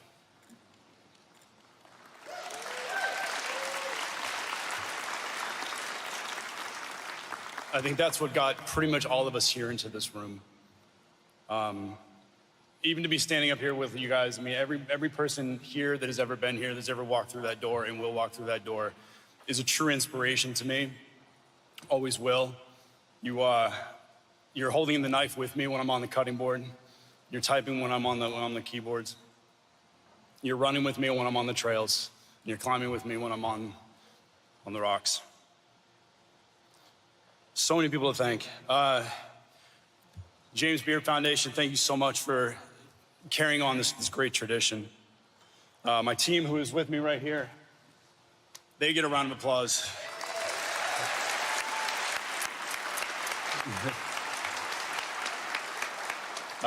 My kids, hopefully I'm pretty sure are watching, so we did it. My parents who are right here, my mom is filming me. And waving. They've supported me in every crazy thing I've ever thought of, and I highly appreciate that.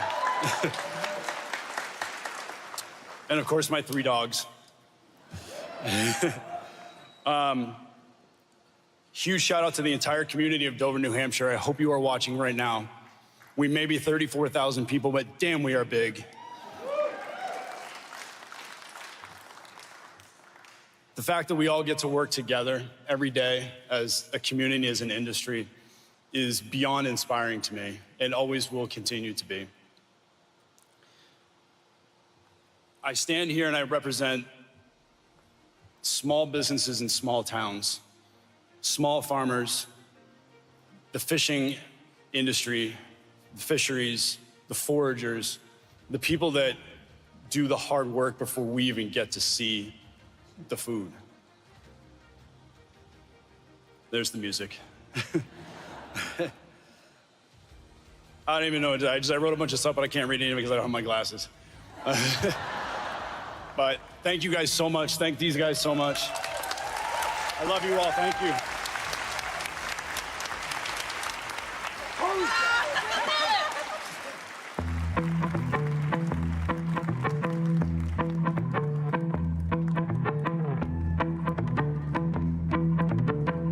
Welcome to Vegas. You guys are at Bob Taylor's Ranch House, first steakhouse out in Vegas. Oh, we have wagons, we have ropes everywhere, we have antlers, we have horns. You got that Western original ranch house cowboy feeling. The name of the restaurant is The Serving Spoon, but people call it The Spoon, The Spot.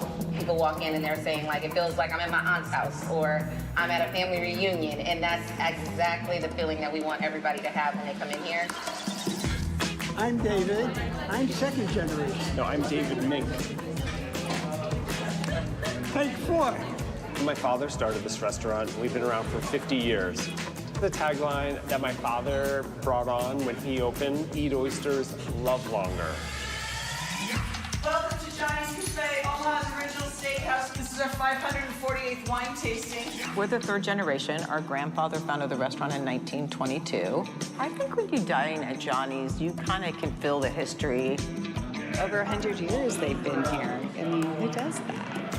My name is Tom Sit, born in China in 1943. I work for Ames almost 7 days a week, 13 hours a day. I like my job, I like the people. Come on in, ladies, come on in. Come have a good lunch. This is definitely a family affair. I am the third generation. I have a son that'll be the fourth generation owner also. I'm here 7 nights a week, and I'm greeting just about everybody that walks in. We have some of the best oyster shuckers in Philadelphia, if not the country. But Oyster House is way more than just oysters. We are a seafood restaurant. It's a steakhouse. We hand cut our meat. When you walk up, we have a grill, open grill. You get to see the full-on action. I was a vegan for 10 years, and I relapsed here. I think the most famous egg-roll. Everybody, when you eat my egg-roll, I say, oh my God, different. Prime rib, we sell a lot of it. People love it. One of my fan favorites is our French toast with a little bit of cinnamon. Any chance I get, I'll recommend that. We concentrate mostly on our red sauce. If there's been a dish that has been with our family for 78 years, that recipe stays. The backbone of the restaurant is really a lot of regulars. We have people that they came in as kids and now they're bringing their kids in. And we're honored to be part of it. Here's some diamonds. So regulars tell me don't change a thing. And I promise, as long as I'm here, it's gonna be that home warm feeling that they get every day when they come in. We have so many customers that come here 2 or 3 nights a week. Some of them come in 5. It's not just all about the food. They're family when they come in. I would describe this place as the feeling of true, genuine love and connection. I like to say we're all feels, no frills. Some days you go in it and you're just like, you're running a restaurant, and then you take a step back and you're like, wow, we are really making a difference in people's lives. We're creating a space for them to come together, enjoy each other's company, and be a part of the community. The customer keep coming because they love it here. They consider here as a home. Family. Family. We are family. It touched our heart. You guys, so the awards do continue. As I mentioned, there are quite a few people from our area who are nominees tonight. We're hoping that some of them, or maybe all of them, get to take home a big win. And again, already we want to say a quick, amazing job. Congratulations to the John Bon Jovi Foundation. Obviously, people are seeing the beautiful work that you all do. It's not going unnoticed. Now, there is something big that's happening tonight. It's still a little too light out to bring you guys this live image, but we can still take a look and see. This is the Ben Franklin Bridge that we're talking about here. The bridge alongside the City Hall, we know Valdosta, also the state capitol here in Pennsylvania. They're all going to be lit up in colors in order to honor Alora Joyce Kahn. She was battling pediatric brain cancer. Unfortunately, she did not win her battle, but the Commonwealth, all of our city leaders here, they don't want to let her memory fade. They want to continue to make sure that people know her name, that people see her face. So Governor Josh Shapiro, Philly's Mayor Sherrell Parker, other state and Senate officials, they officially declared today, June 15th, as the official Alora Joyce Kahn Pediatric Brain Cancer Awareness Day. Again, the state capitol will be lit up. We're also going to see Villanova, City Hall, Ben Franklin Bridge, all lit up. It's supposed to be very, very special. So as you can see, it's still a little too light out, but this program goes until 10 o'clock. So hopefully I'll be able to bring you a live look at when those lights do come on. It's supposed to be very, very beautiful. And I just hope that you all join me as we do honor that little girl. All right, still ahead, we're going to chat with our Jake Leonard about what's going on in Philadelphia, what are the people talking about, what are the top stories that everybody is looking up. Also, we've got a question of the evening for you guys. So I hope that you vote. We've got a go vote up right now for you. I already see the votes have been piling in. So we'll chat with you about what the question is and what people are saying when we come back.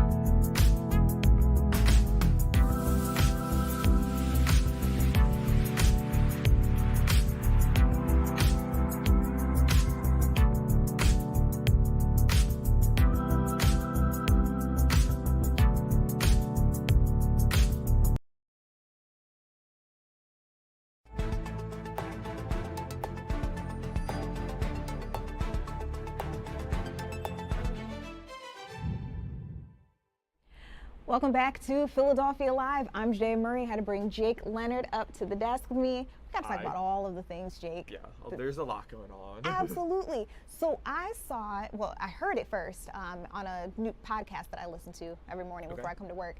They were suggesting that President Donald Trump might want to make his way to the New York, New Jersey stadium in order to see their final match out there in New Jersey. Okay. And I immediately thought about him attending the Knicks game. Yes. And you know, there was a lot of fan activations. A lot of people like to get out and actually go to MSG. Even though they're not going in, they'll just watch from outside. Nobody could do any of that. Right. Obviously, it would have been a security risk. So my question is, we already know transportation is difficult to get to the New Jersey games and matches.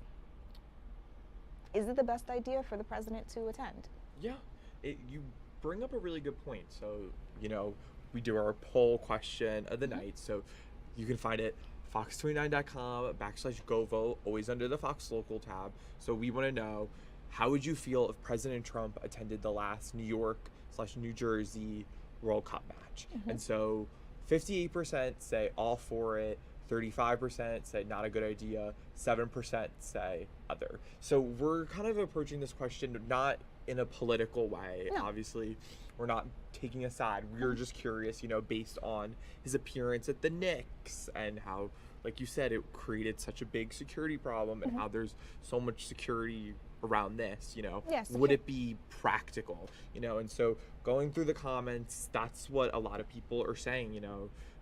The Knicks thing is really fresh in everyone's mind, and some people think it would be unfair for him to be there if it would kind of lessen the experience for the fans who paid so much money and stuff. But on the other hand, we do have a lot of people saying, you know, he's the leader of our country, you know, other leaders are attending, you know, they have in the past, so why shouldn't he? You know, again, politics aside, he is in charge of this country, so if he wants to come out and see this thing that we're hosting, he has every right to. So, you know, it is an interesting thing. I feel like if New York, New Jersey Stadium can figure out a way to have him come in and be safe, but also not, you know, interfere with any of the fans' experience, then I feel like there's no issue with it. So I'm just thinking about the logistics, because do you remember last week I played that press conference for you all? We were listening in to New Jersey leaders, New Jersey Transit, and as well as Amtrak, their plan for people to get to the. So like part of it is security, but then also part of it is just traffic. Yeah, no, like how do you actually get in? So I just wonder, if they made it happen, how would they make it happen? yeah, it's already such a big thing with getting there. You know, you literally have to take public transportation. You know, there's no parking, so it's already going to be chaotic enough. Would this just make things more complicated, or would they be able to come up with some sort of way to make it work? So I guess we'll see. Yeah, we'll see.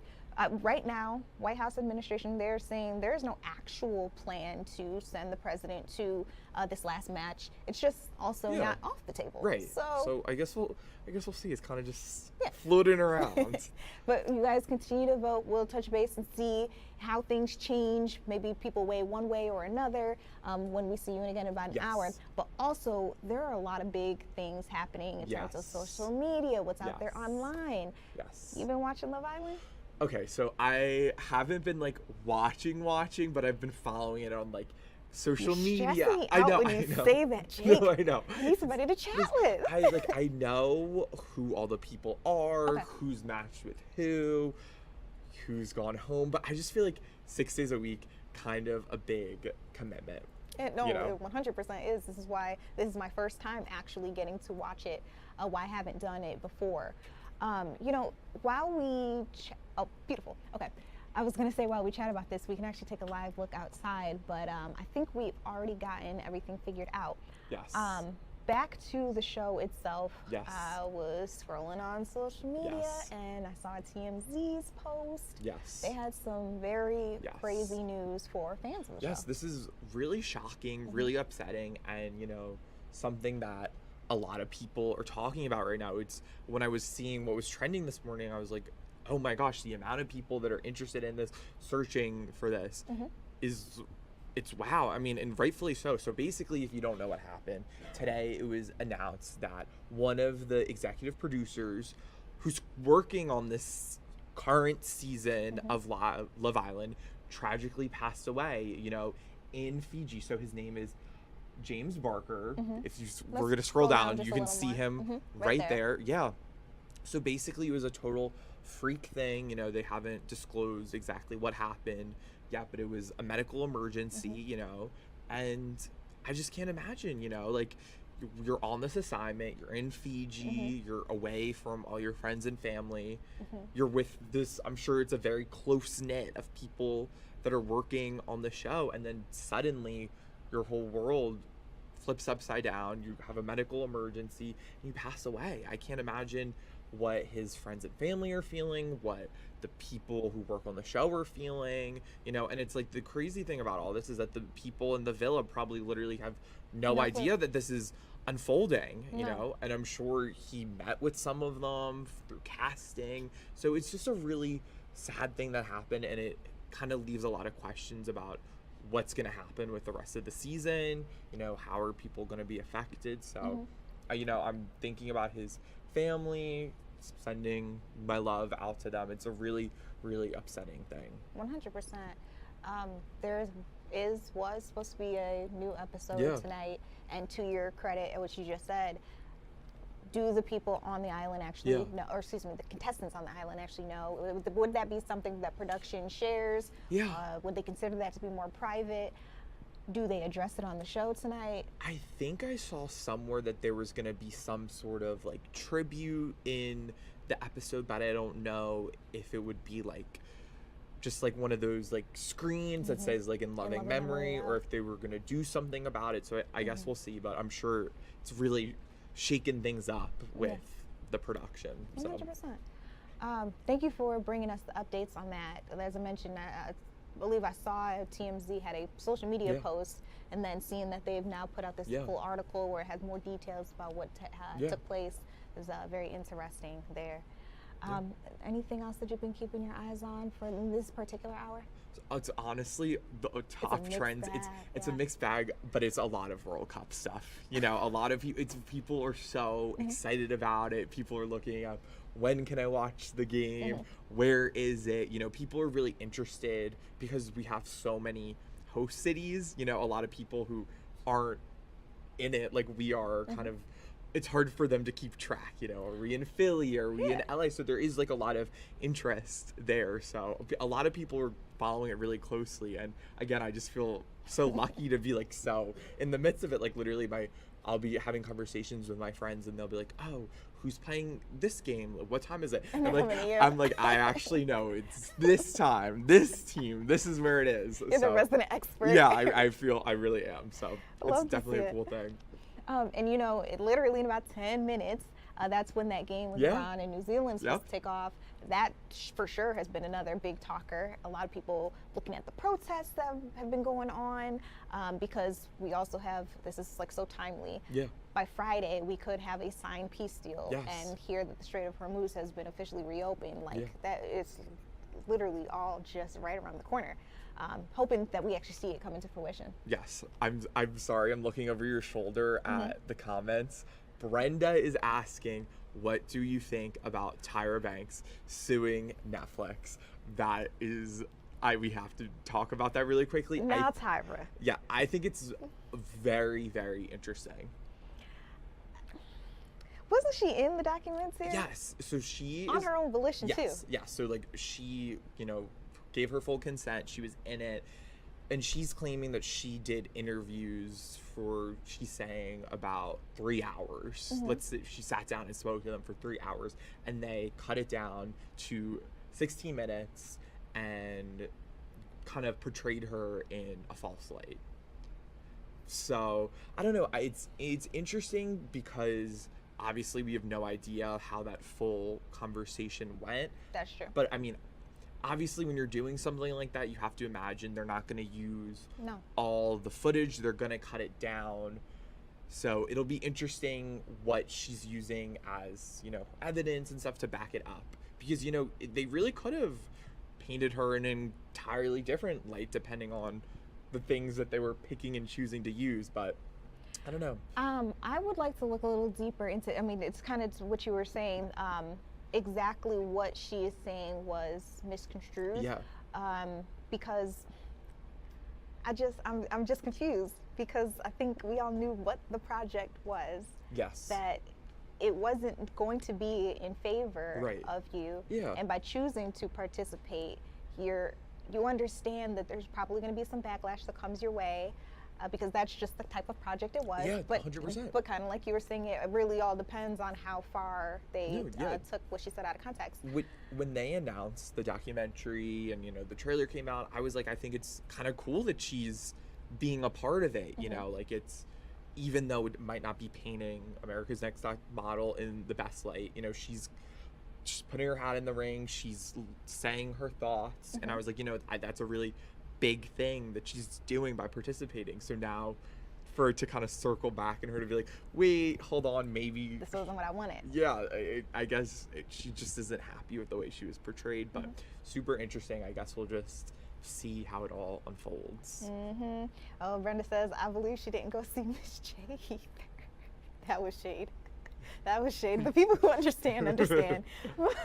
But she also went ahead and said, I don't know if all the models are telling the same story. Yeah. But there were also a lot of fans who saw the documentary, came out on social media and said, hey, there was a point in time where we were all like locked in watching every single weekend. So when Tyra says something like, well, the numbers, the viewers wanted it, we did. Yeah, we did. Yeah. I mean, America's Next Top Model, obviously I was a little too young when it was like actually airing, but like I was in it. I've like gone back and like seen stuff. It was like when it came out, it was like a huge deal. It was like something that never aired before, and to have Tyra Banks, you know, who was kind of like shut out of the modeling world in a lot of ways, to have her, you know, hosting it and being like, this is my project, was huge, you know, for new models and showing visibility. Like, so I don't know. Yeah, it definitely, I would say, left an open door for an industry that tends to be very, very closed off. You hear models, ex-models talk about it all the time, how nasty and like dog world it can be. Tyra has talked about it herself. Naomi Campbell has talked about it herself. So for someone who was like a little bit, how do I want to say this? We'll say it's somebody you see on a pedestal. Yes. A real like worldly model come out and extend her platform to all these young girls. Yes. Whether or not they went on to do more with their careers, that was up to them. But just so that we could see them, and then there were a lot of little girls like myself who loved watching it. It like helped me spread my creativity. Just it was a nice show for what it was. Through the time. There were some interesting moments. Right. Oh, definitely. But Brenda, we both clearly think it was interesting that she decided she's going to do. I don't know, we'll see how it goes. Listen, all I have to say is, Tyra, we were rooting for you. We were all rooting for you. I love you, Jake. We'll touch Thank base you. with you in a little bit of more trending topics. Brendan, thank you so much for that one. Remember, you guys can also weigh in, ask questions if you guys want us to talk about them. This is the best way to have an interactive live stream chat, and obviously we enjoy it. So again, a lot of big things happening. In about 4 minutes now, Iran is set to take on New Zealand. Let me look at some of the cameras I have available to me at my fingertips to see if there's anything interesting happening that we can bring you all out to. We actually may have some demonstrations back up. I'm seeing ELC1, there's some flags flying, and this is again minutes before this match is supposed to take place. Let's see if we can bring you all live out to Los Angeles, California. All right, so you're seeing the sheriff's office has gotten out there. You also see fans are trying to get inside the stadium, but I can tell you that there are a lot of protesters. As you can see, not everybody who's holding a flag, by the way, is a protester. Some people are just really proud of where they come from. But a lot of the people that you see with flags are. Let's see if we can actually boost up the audio. And then I have a banner available for that.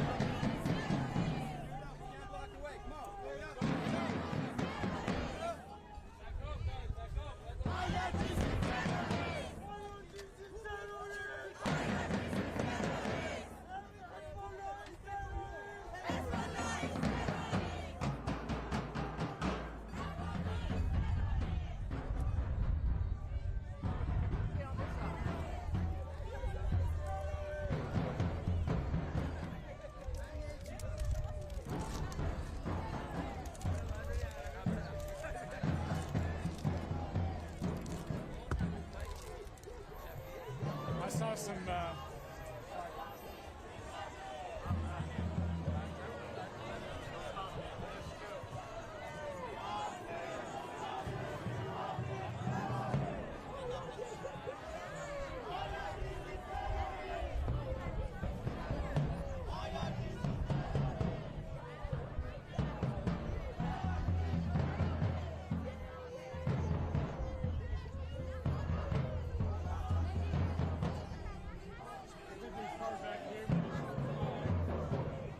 protest, and we kind of walk in. Check. 1, 2. Hey, Carlos, are we good to have the net mic on?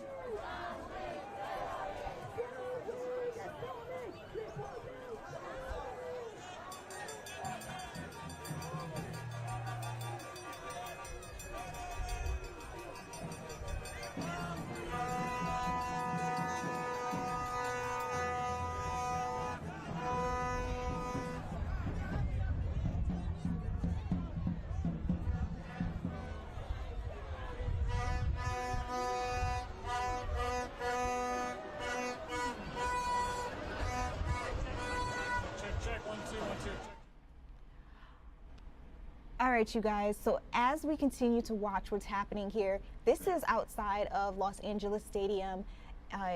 It looks like we are now in the 9 o'clock hour, which means the match between Iran and New Zealand is going to get started literally any second now. It may have already gotten started inside of the stadium, but there are so many protesters outside of it. You may be wondering, well, what are they protesting?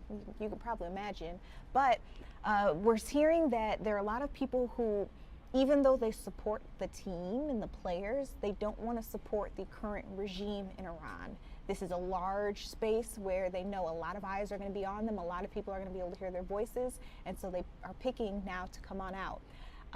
One of the questions that I had, we had a report earlier about what was going on. When the team rolls up to the stadium, how are they receiving this image right here? You're seeing a lot of flags, and you would like to think that everybody is excited to come out and see you.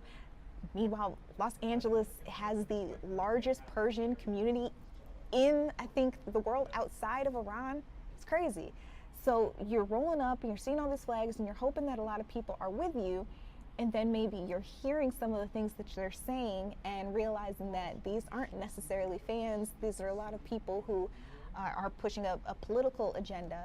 And how does that either mess with your psyche, or are they so involved in the team and the day-to-day that nothing can really shake what they've got going on? And then another question that I had, you all may not be aware, but Iranian players were only allowed into the U.S. a day before the match. They have been practicing in Tijuana, Mexico.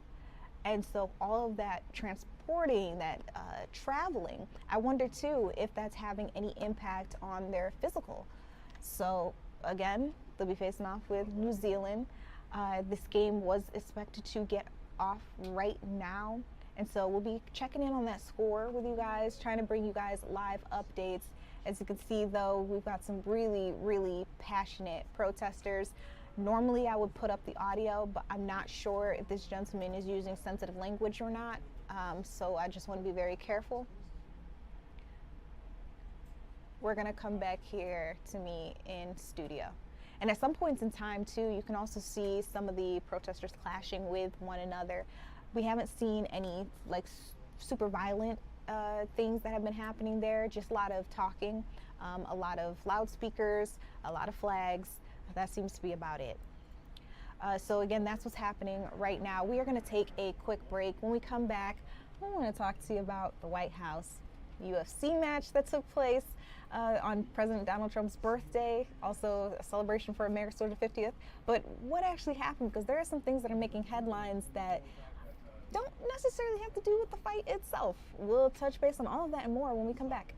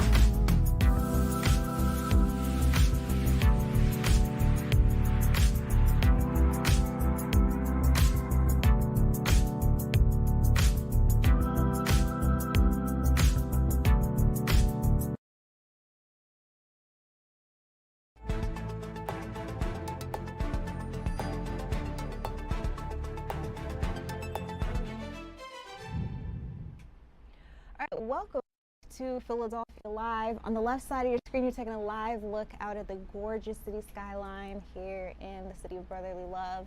As the sun goes down, it just gets more and more beautiful. It's golden hour here.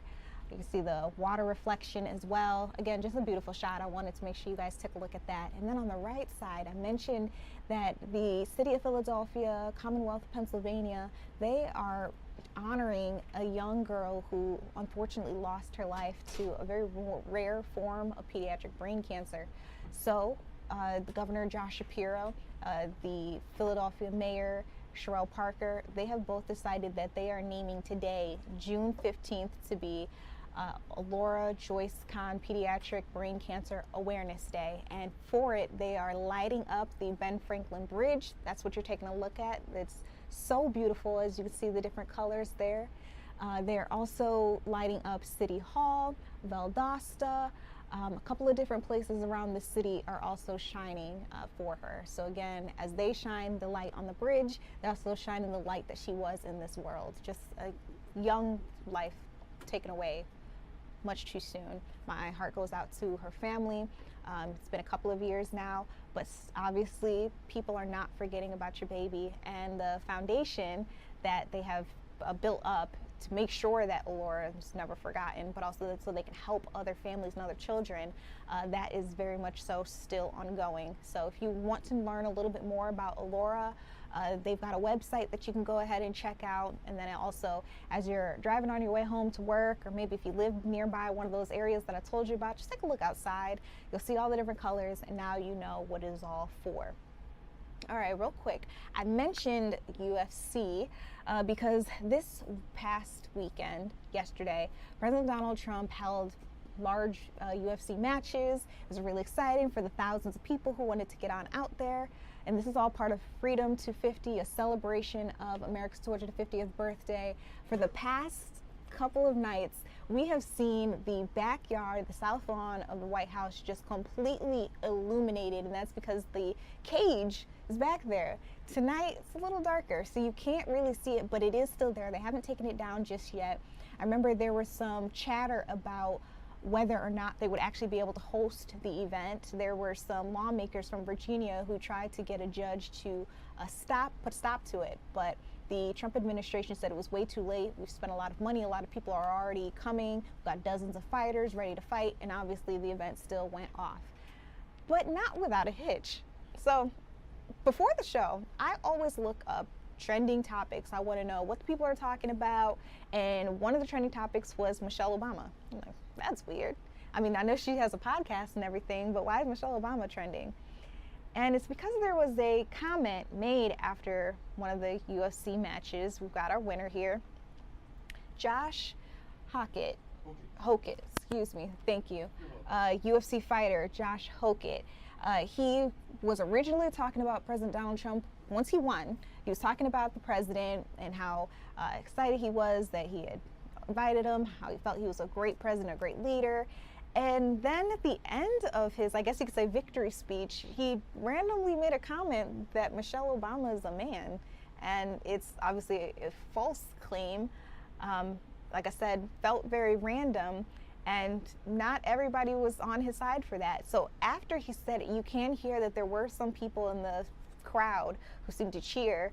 But then, interestingly enough, Dana White, who's over the UFC, he immediately released a statement. Less than 24 hours later, he actually said that those comments were, and I quote, nasty and false, and he dismissed it as nonsense. And then also, comedian Shane Gillis? Yes. You all may remember him. I think he had made some comments on was it the Kevin Hart roast? He's known for saying kind of flagrant, controversial things from time to time. That's like his thing.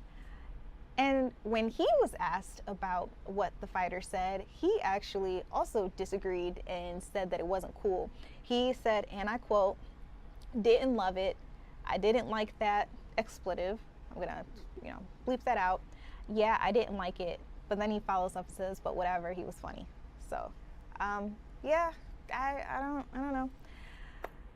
why that comment was made, but that is what happened out there toward the end of the event. Now, a lot of people still said they went out there, they had a great time. I know there was an interview earlier with someone from TMZ, Michael Babcock. He talked a little bit more about how it was incredible to see all the people out there, how there was a lot of hoopla, so it was an exciting place to be. So it's just a shame that that part of it, I guess, shadowed the rest that maybe people had a good time at. I also saw a video on social media too that there was a brawl out there. There were two guys, they were fans, but they ended up, I guess, fighting, and they were security had to go and break it apart. There was also a woman involved in that tussle too, so 3 people total. Now, back here on the home front, because I want to bring you back closer to news that we are, bless you, developing here in Fox 29 Philadelphia. 3 Philadelphia officers who were shot. Their suspect has actually been identified. This was a deadly shootout, by the way. We know the suspect is no longer here with us. Those 3 Philadelphia police officers are believed to be in stable condition. I believe we actually got to see one of them released from the hospital. I was able to grab some of that video for you guys. I want to show you what the moments were like, and also put up the audio a little bit so you can hear the absolute way they erupted in cheer when he was finally being taken out of the hospital.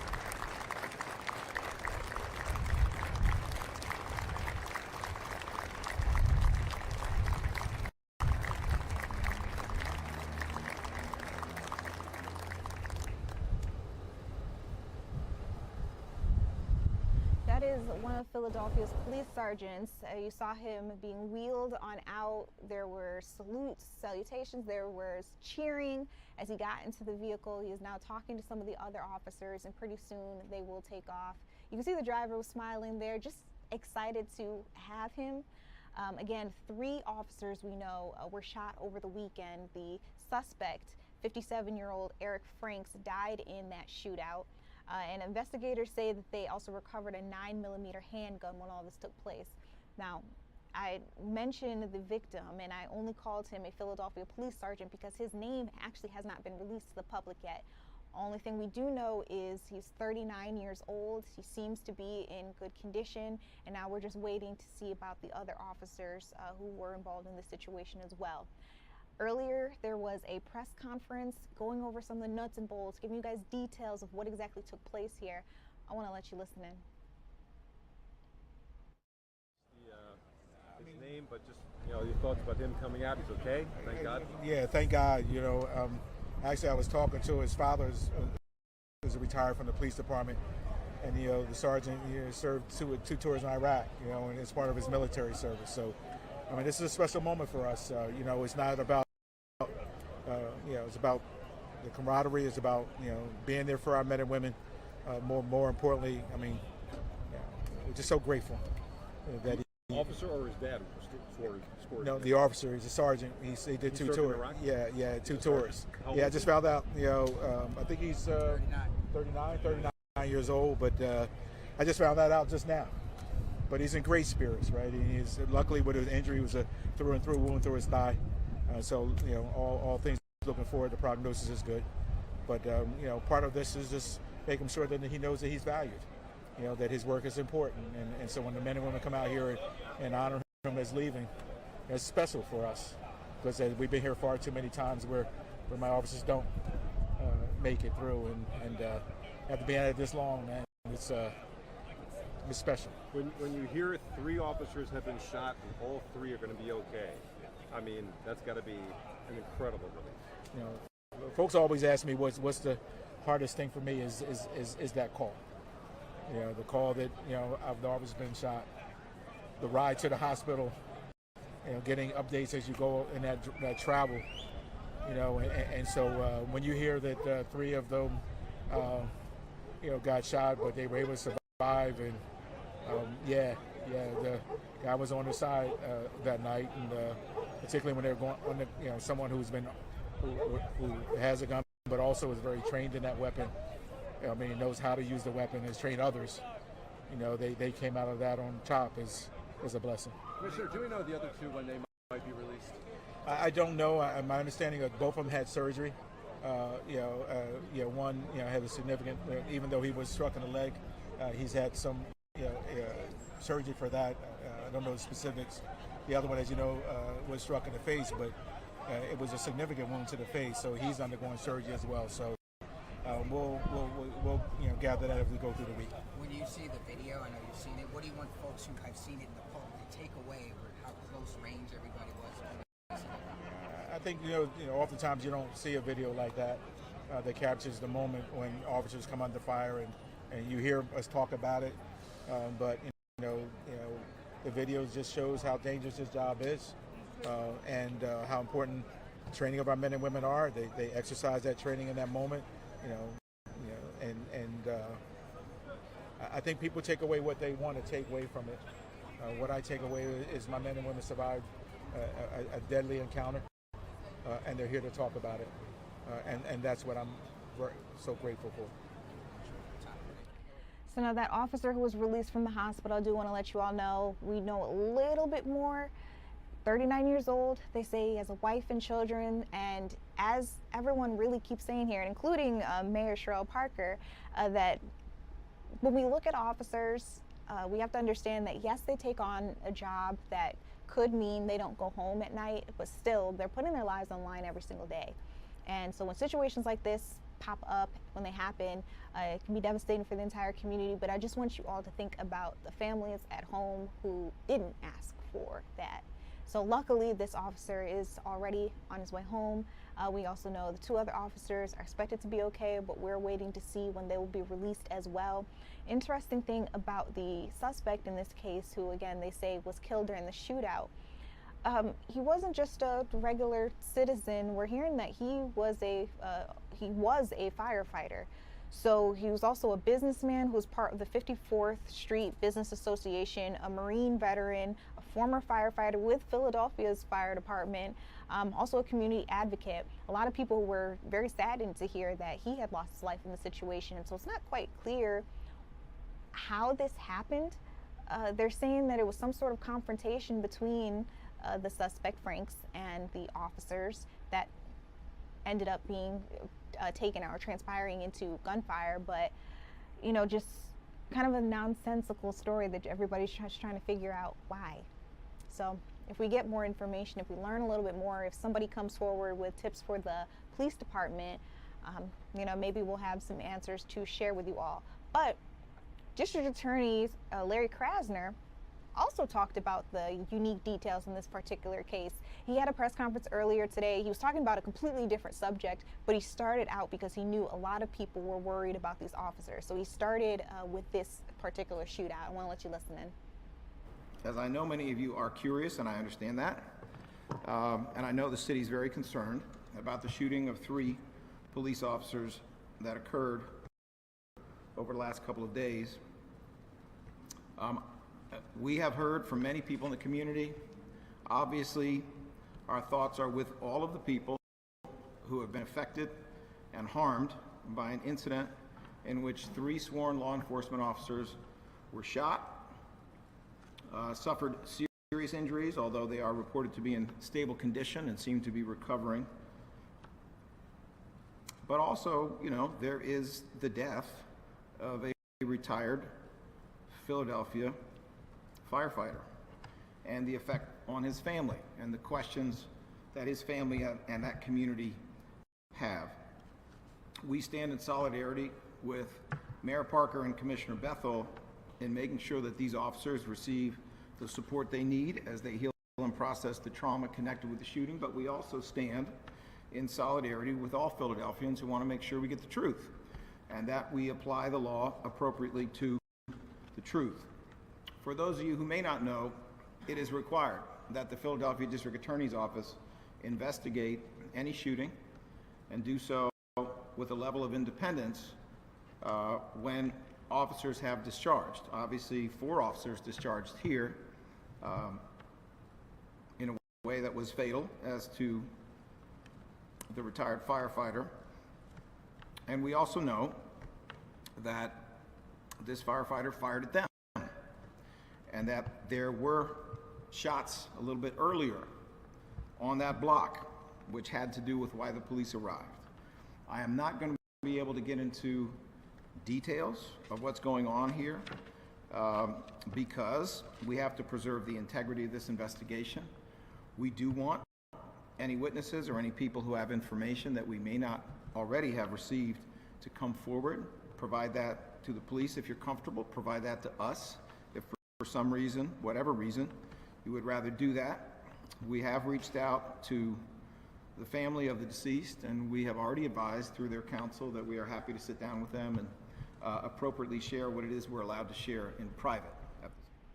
So you're seeing both sides of the aisle here. It's going to be interesting to see how this all plays out. But I think first and foremost, everyone's thoughts, well, yes, you should be thinking about this former firefighter, also thinking about the 2 police officers who still haven't made it out of the hospital just yet. So that's the latest that we have there on that. We're going to take a quick break, but when we come back, I want to get you a live look at your forecast. Maybe you're planning ahead for this weekend. There's Juneteenth, there's FIFA, a lot going on. Father's Day. What's the weather going to be like? We'll check in with Kathy Orr when we come back.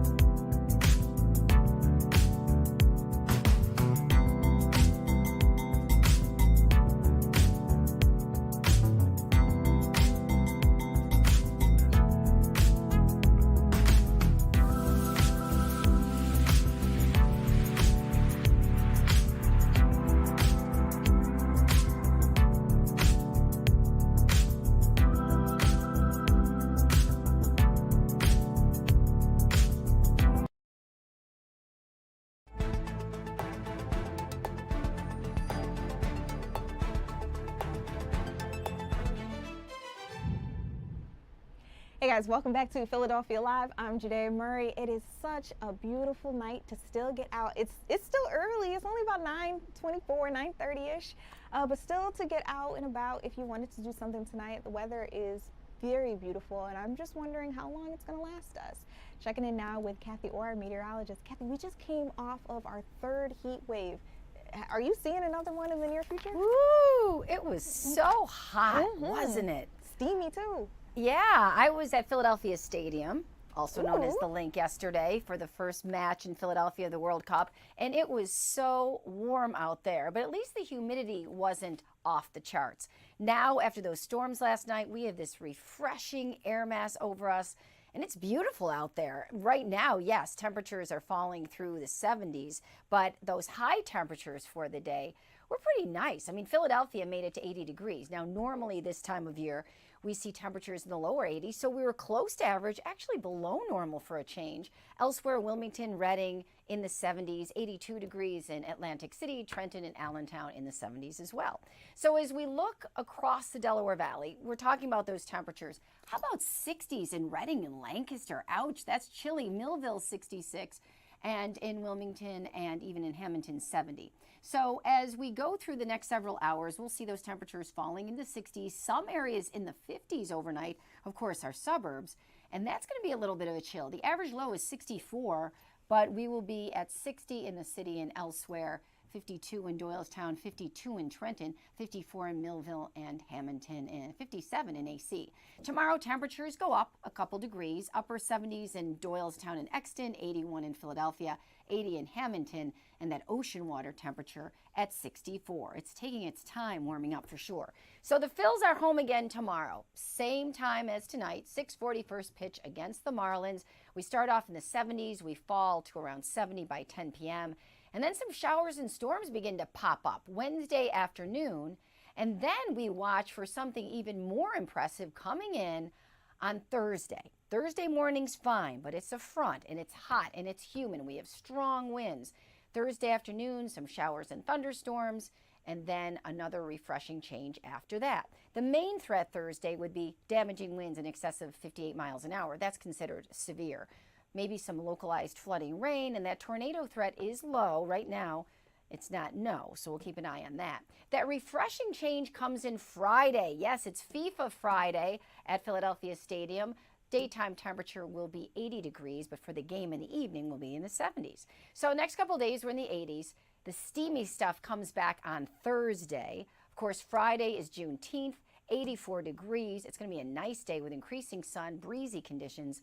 Saturday, 85. Sunday, Father's Day, looks really nice at 87, and temperatures stay in the 80s for Monday. It's been a hot June, and that would be our next chance of seeing some rain. But all in all, once we get past Thursday, Judea, that opens up this really nice weekend that's going to be comfortable and very unlike what we've seen because, as you know, we've had 3 heat waves, and it's not even summer yet.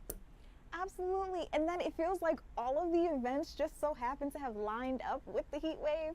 Like I went to Odunde Fest, which was a great time, but I thought I was going to pass out. Yeah. It's hot. It's just, it's too hot too soon. And we talked about this being a hot summer, and I still think it's going to be. And I think, obviously, the real heat that's super consistent, where you could see 20 days in the 90s, that's coming. That's called July. Oh, God. Not looking forward to it. Not looking forward to it at all. Same. Kathy, thank you so much for giving us a look at our forecast. We'll keep that all in mind as we're trying to make plans for the week ahead. All right, you guys, still going on right now. We're in the top of the 9th. Philadelphia Phillies are facing off with the Miami Marlins. This is the beginning of this particular series. It looks like we are winning 7. We've got 7-0. It is a pretty nice game out. So, I mean, I would love to hear how the team is taking all of this, how interim manager Mattingly is taking all of this. I'd be celebrating. But, of course, this is only game 1 in this series, so they've got 2 more to go. So it can be exciting, but, you know, don't get, what's the word I'm looking for? Just, I guess, don't get too excited, because you don't want to get too cocky, overconfident, and then all of a sudden it falls apart. But so far, so good. Oh, and actually, on my screen, it says that that was the final score. It hasn't updated on this one yet for some reason, but it looks like we closed out 7-0. So great job, Phillies. Go Phillies. All right, we're also keeping our eyes on the New Zealand game against Iran. That's happening in Los Angeles, California. So let's take a look at that particular score. That game got started at 9 o'clock. Ooh, New Zealand has already scored. It looks like there's just under 26 minutes in this quarter. So we'll see if Iran can come back. You know, still early. Match really just got started.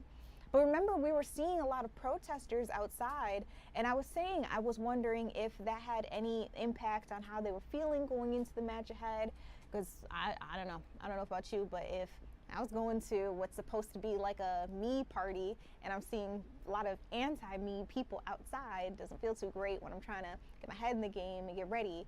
I want to see cheering fans. I want to see people who are pro-me. And even though it's not necessarily anti the Iranian team, a lot of people are out there just trying to voice their concerns about the current regime. And because this is a big event, also Los Angeles happens to be, or California really, is the largest Persian community outside of Iran itself. I mean, it's a lot of people with a lot of time want to go out and express themselves. So we were taking a look at that earlier in this show as well. And I got a little sweet story. I got a video to show you all. There's a New Jersey man. He's a World War II veteran, believed to be the last living World War II veteran. He was honored a little earlier today. You could see a video of him looking out over the water. You know, again, we've seen salutes, just a lot of people paying homage to him. He's the gentleman right there against the fence area. Now, he was taken aboard Battleship New Jersey. He's 101 years old. His name is Paul Robbins. Again, he's believed to be the last living World War II plank owner of USS New Jersey. Now, they took him back aboard the battleship, and it was just a very beautiful ceremony that they held for him. They gave him placards, certificates, and then of course, in many ways, just like you're seeing right here, just honored him, paid a little homage to him. It's really nice to see that people still appreciate our veterans, because kind of like we were talking about the officers, these are people who risk their lives just so we could have some of the freedoms that we enjoy today.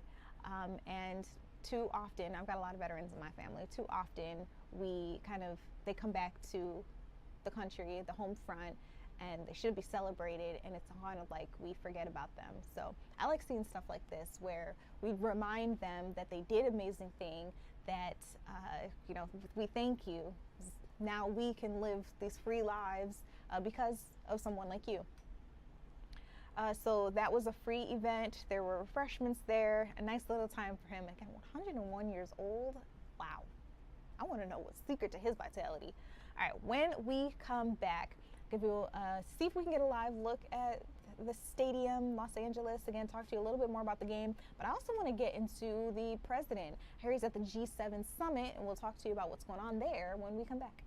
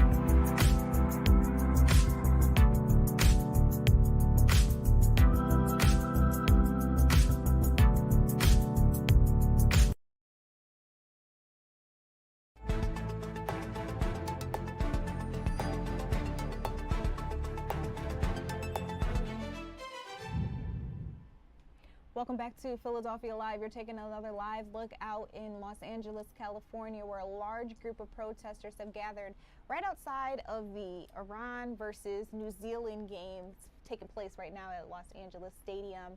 They're saying that they're not necessarily anti the Iran team.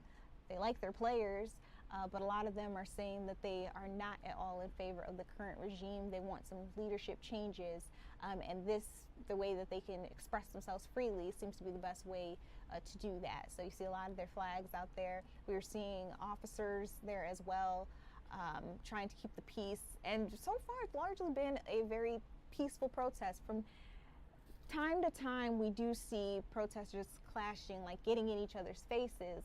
I think it's protesters and anti-protesters, or counter-protesters, I guess you could say. And even some fans who just want to come in and have a good time. So you're seeing a little mixed bag of everybody. Meanwhile, on the inside, Iran just scored its first goal of the game. So we were also keeping you guys up to date on what's going on there. New Zealand's got one, and Iran literally just put one up on the board, like while I was talking about the protest outside. So maybe they're not that shaken up by what's happening, and they've got their heads on straight. It looks like maybe they might, we'll see like who pulls out with a win. The 10 o'clock news will probably have a little bit more updates for you guys on the FIFA World Cup matches. But that's what's happening in those neck of the woods. Down in D.C., if you want to come back over to the East Coast, President Donald Trump celebrated his 80th birthday yesterday.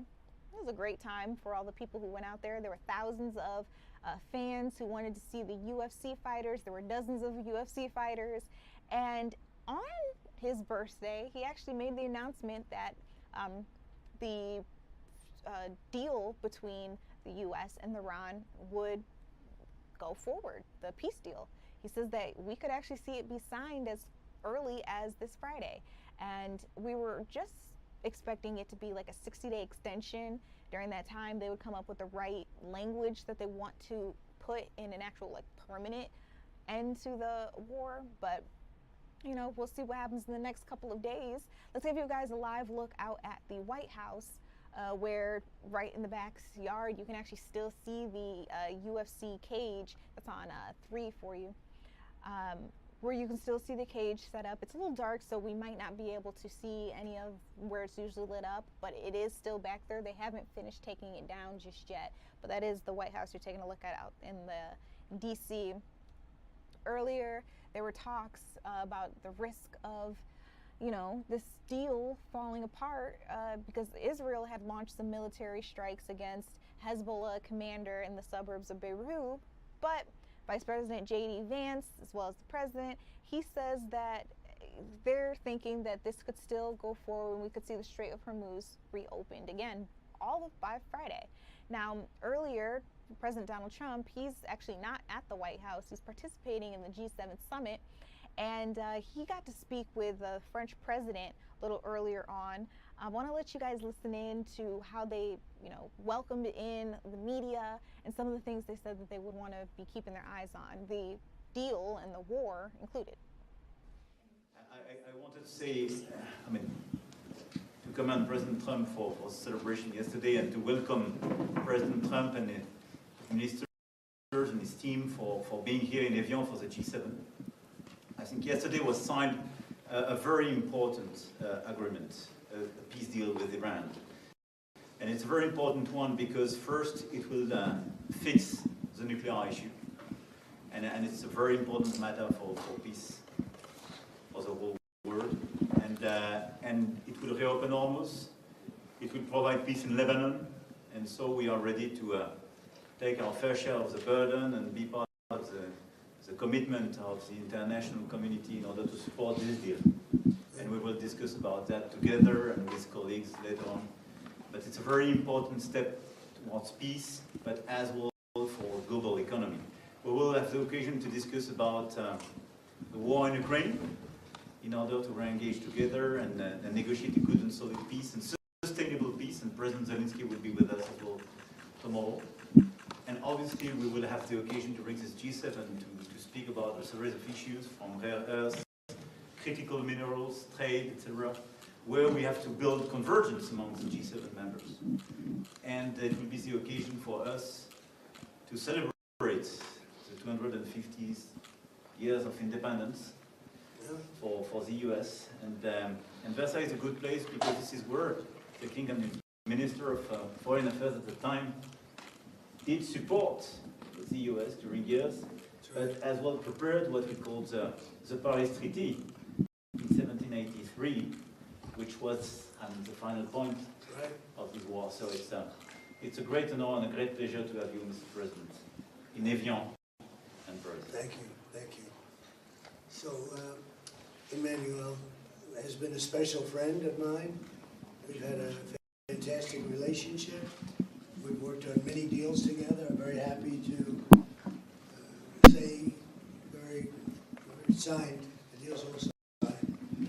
And the strait is already partially opened. As you know, they're doing a little hunting for a couple of mines that they've already found.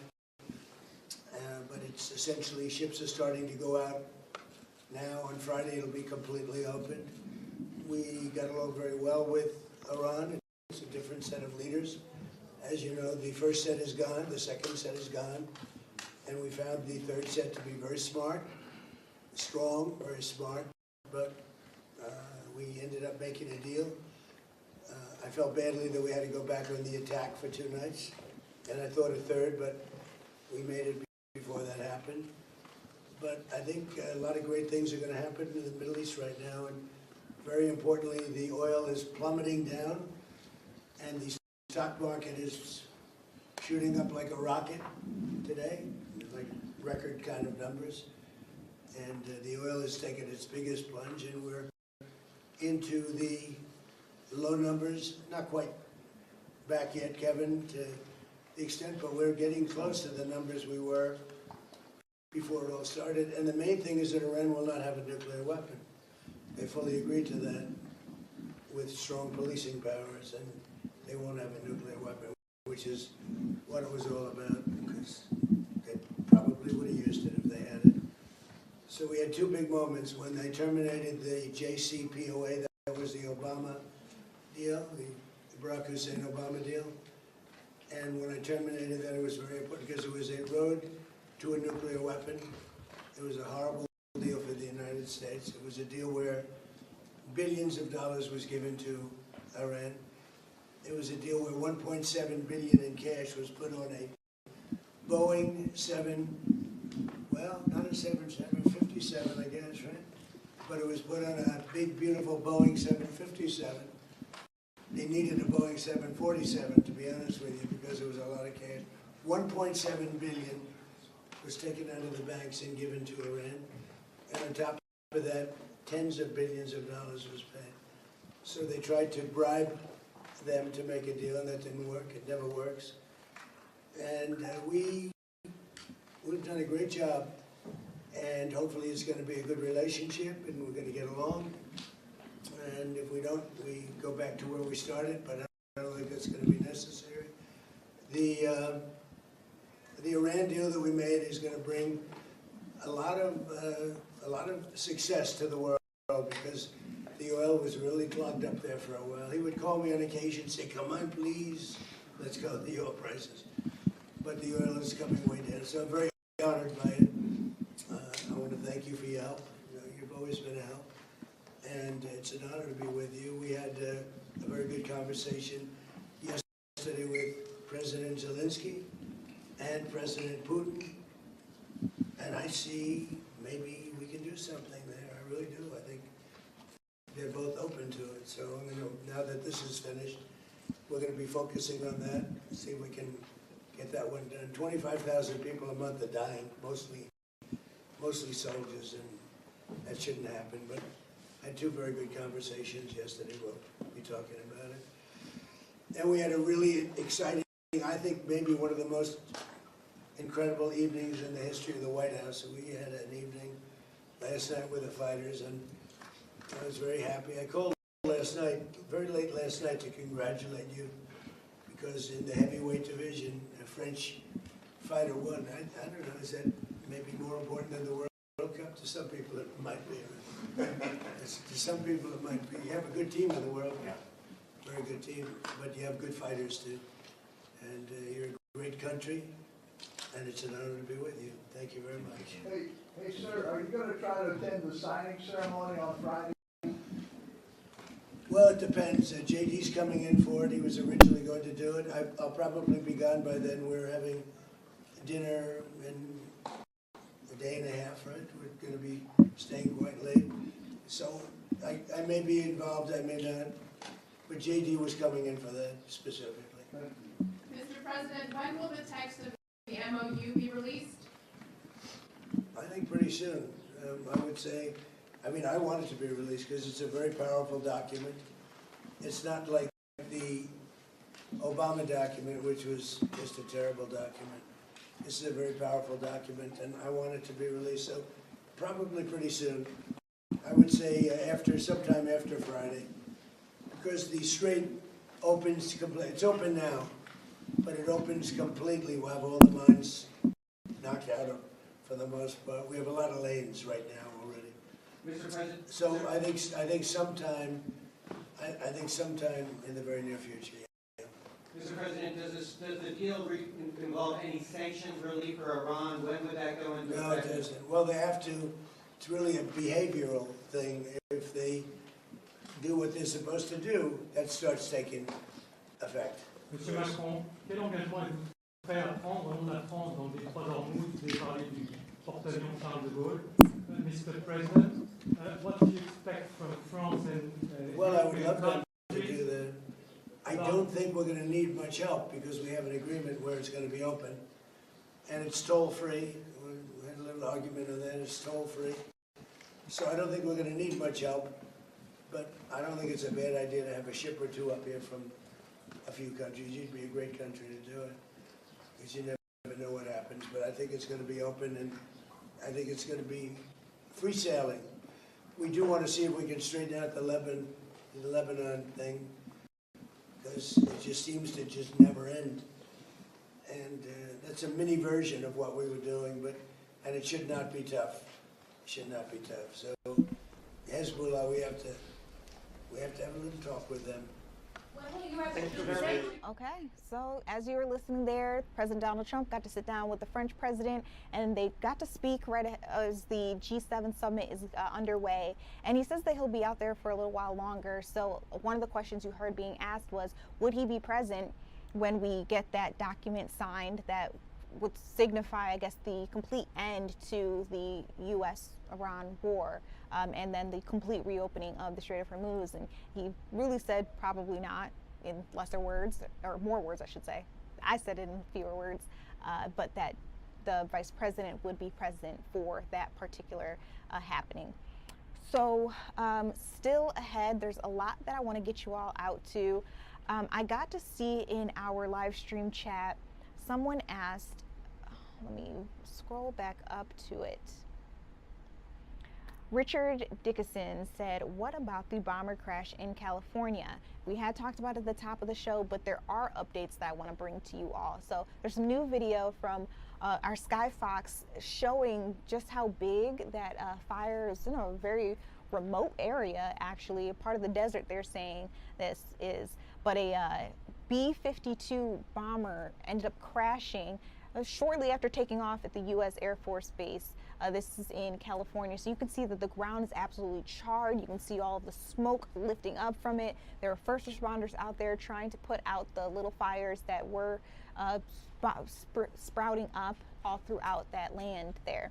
We learned that 8 people died in this crash, and there was a press conference. We weren't able to share it with you all live during when that happened, but there was a press conference, and they did confirm that the way that this aircraft came down, how it crashed, it was absolutely no way that anybody on board would have survived. And so they were able to confirm then that 8 people had died. So this was around 11:20 a.m. Their time in California, which is around 2:20 p.m. our time. Again, this is at the Edwards Air Force Base, which is about 100 miles north of Los Angeles. Again, you can see all of that smoke. This is very close to the runway on the base. Emergency vehicles came out to try to put out the little fires there.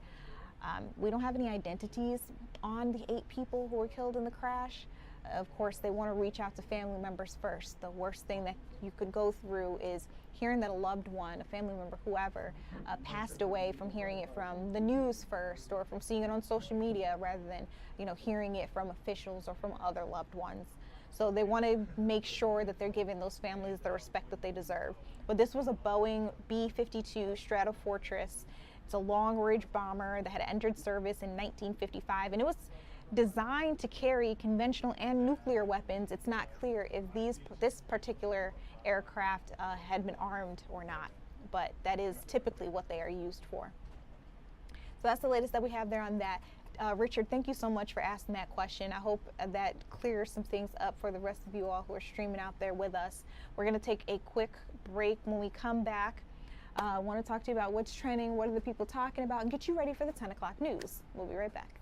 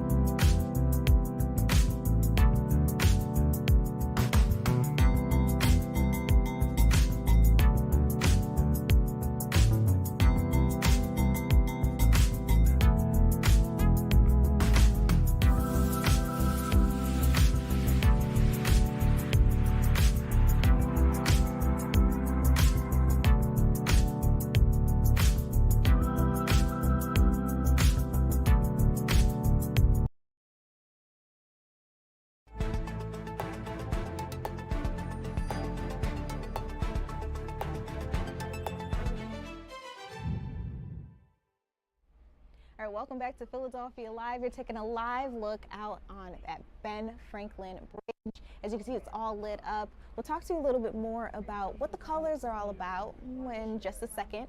But keep in mind, I'm Judea.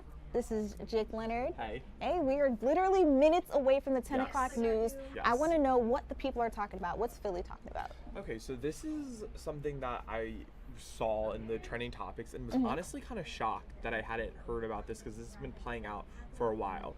So starting with the current update, today, Bonnie Tyler, the singer, she does Total Eclipse of the Heart, Holding Out for Her Hero. Yes. It was, yes. Her team announced that she is out of her coma. Okay.